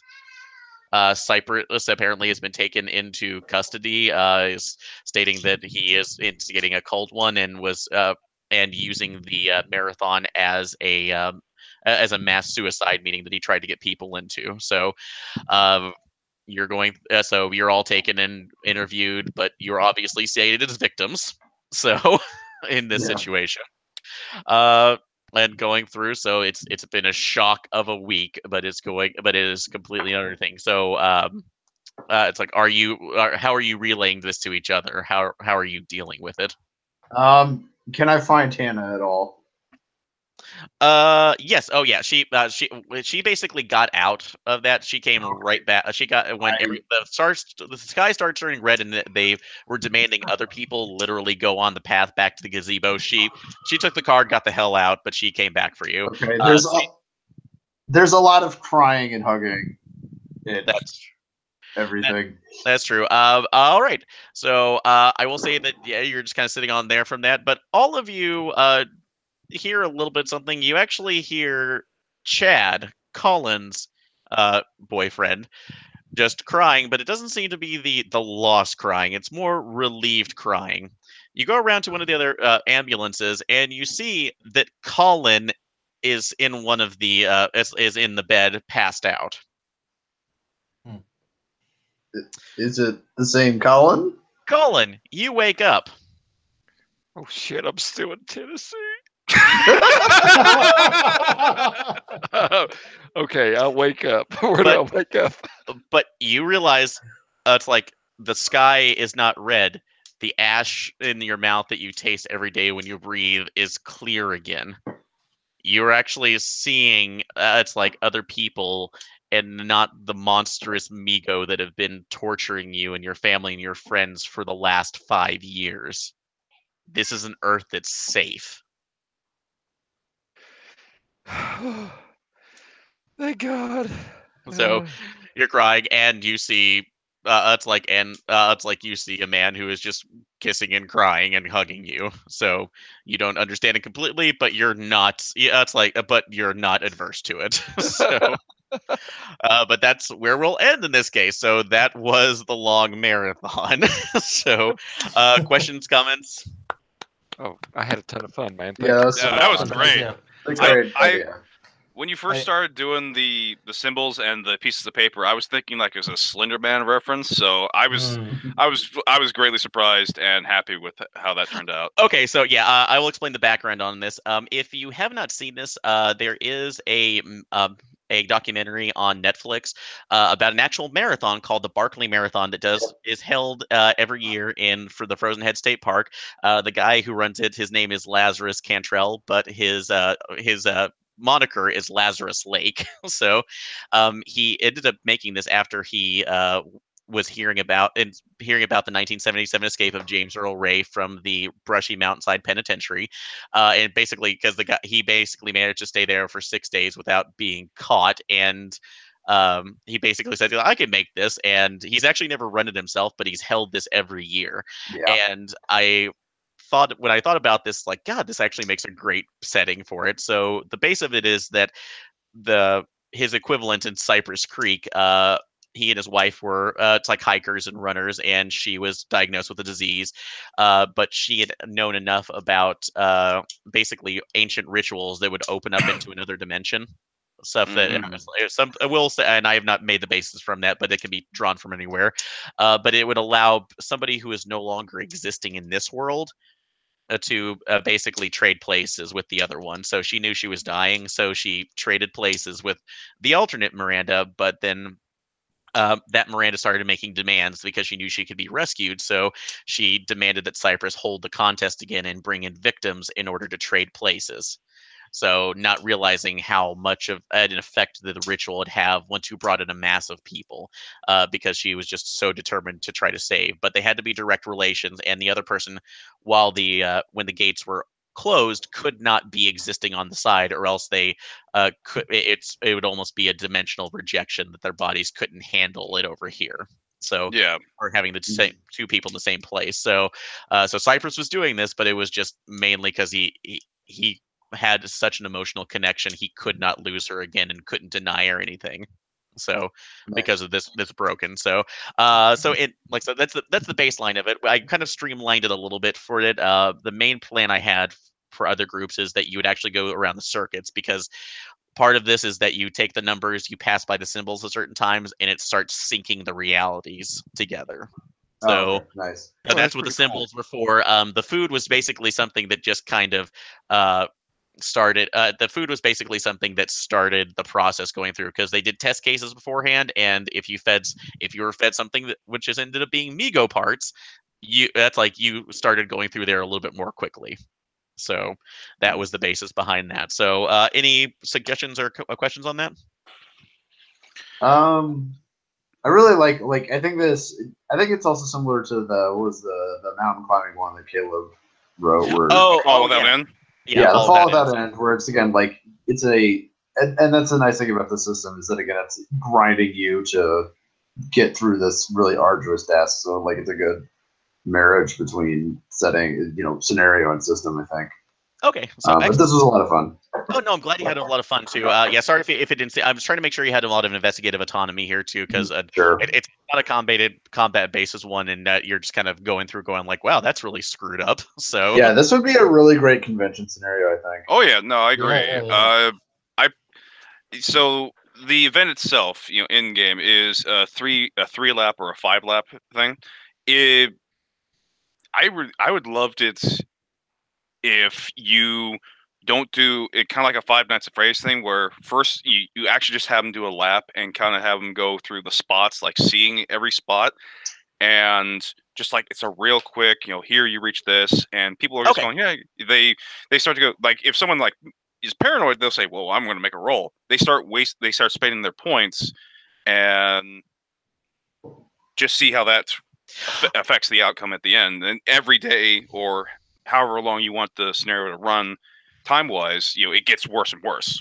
Yeah, and and thank you for bringing that up too. That's something I thought about. I was just kind of throwing it a little bit more quickly together, since I didn't have, unfortunately, as much time this week to prep as I wanted to. So and part of what I actually pulled from the stuff you were seeing is actually from Cthulhu Apocalypse, which is another Trail of Cthulhu gumshoe additive. So when they have a really cool thing here called the Apocalypse Engine. So I actually had part of everything written up. So that's why the Migo were essentially involved this time around versus Nyarlathotep, Cthulhu himself or something else. Yeah. So, but no, that's a great idea, and I think that's going to be what I kind of go through in the future. So, Nice. What was the deal with her being colder in the beginning? that was just those are a couple things that I was just leading into there. Is that just to let you know that it was biologically different, that she actually wasn't as close to our humans on our side as possible. So essentially, they were a little bit colder when Colin was when you were seeing the text backwards. That's Yeah. literally how everything was written. So on her Earth. So it's basically just one of those slight sliders differences that you look through. Nice. I dig it. And I like how I kind of just disregarded it, but I like how you mentioned the name of the park differentiating between their world and Yeah, that was just a little bit Yeah. of another hint in that one. So, and once I write this, when I set it up as possibly a full scenario, I'm going to go ahead and write those in just to say like, here's different things you can do, and I'm obviously going to change a couple other things because I stole a lot from the actual Barkley Marathon. Yeah. So, Yeah. Which is crazy. Like it should be said, is a nuts. yeah, just to get the real one crazy too. thing. Yeah, here is the description of it. So the course itself, it basically changes every time he does it, but it's 20-mile unmarked loops with no aid station except for waters at 2 points. It basically loops at the end, ends at the yellow gate where they goes through, and it goes basically 100 miles with an elevation if I remember correctly, is almost the equivalent of going up and down Everest twice. Yeah. Jesus. That's So- the total. That's the total 6 laps. Yeah, that's Like the you're total. basically going up and down a mountain Yeah, 6 times. yeah, that's the total. Well, no, I think it's just 5 because it's Oh, okay, yeah. yeah, it's 5. It's a 5-1. If you get a 3, that's considered a fun run. Yes. So you could do that, and they have a lot of fun. But yeah, I would. It's an insane thing to go through, and some of the things I stole with it. One, when you do sign up for it, because basically he only just accepts Lazarus Place accepts postage for it, but he does send out the letter saying, "We regret to inform you, you've been selected for the Barkley Marathon." yeah. And he basically just as the acceptance fee takes anything he needs, like, hey, I need flannel shirts, I need sheets this year, or something really cheap and easy. So it's Yeah.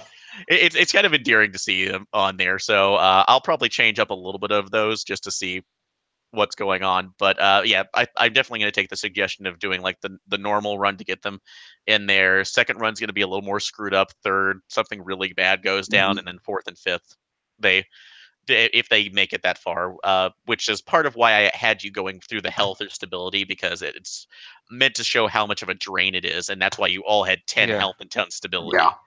because that No, was it's like great.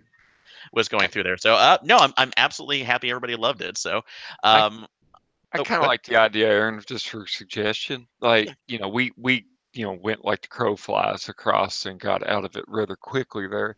I would like to see, like, on the second draft of that, if that option is still available, but maybe when you cross over, like, I don't know, everything's more messed up between the paths, so to speak. Like if you're going directly across to get oh, okay. back or whatnot, just like, yeah, you're going to get there and you'll get there quicker, but like Yeah, you're that's going to great. take your lumps some other way. You're gonna risk on there too. That's another one. Something else I meant to do, unfortunately, I didn't think about it until the very end. Was once the dimensional that merging started becoming more clear, I was actually going to start changing up uh, the surrounding area a little bit, Mhm. so it didn't look at quite right, or maybe you encountered a cliff where you shouldn't, or a drop off, or a creek or something. So What if the path was actually starting to become more illuminated as you go by? Like at least some kind of marker to the player to where, like, that if you were deviating from it, like, we wanted to get over there real quick and not take the actual route. But if, like, some indication that, we would know that we would be risking quite a bit to take a shortcut. Does that make that sense? is you're right, and I think that's I think you're absolutely correct that maybe that should be something that's if you choose that route, it's going to be more hazardous, and it maybe awakens or something if you're breaking the circle. Yeah, So that's cool. no, I know. Yeah. I love that suggestion, and that's something is going through. As Ross has made a suggestion that I might actually the Delta Green shotgun scenarios are coming up again. So Oh yes, I gotta submit Body Farm. Yeah. for one. So Um, they're making. Yeah. So we're making up. He was. I told him about this last night. He said like you should submit that. So working from it. But okay, we'll go ahead and end the broadcast here. But everybody else, thank you so much, guys, for playing. Everybody who's listening, thank you so much for listening. Remember, if you would like to be part of the Role Playing Public Radio Patreon, you can support it at the highest level and actually participate in the games. They're not just run by me, but Ross, Bridget, Kyle, and Sean, and other members of the Role Playing Public Radio podcast. So thank you so much. Also, wait, one last thing before you go. Yeah. If you can't support the Patreon, feel free to stop by Teesprings and take a look at the fine tees and mugs and other pins that are on sale now. Yes, Get I was yourself about a cool rat T-shirt. Yeah, Get I yourself was, a cool rat T-shirt. get Conrad Mueller's famous last moments. yes. So yes, thank you. So yeah, we do have t-shirt, we do have merchandise on Teespring now. So we do have the basic role playing public radio shirts. Conrad Mueller from Patsy's great artwork on there as well.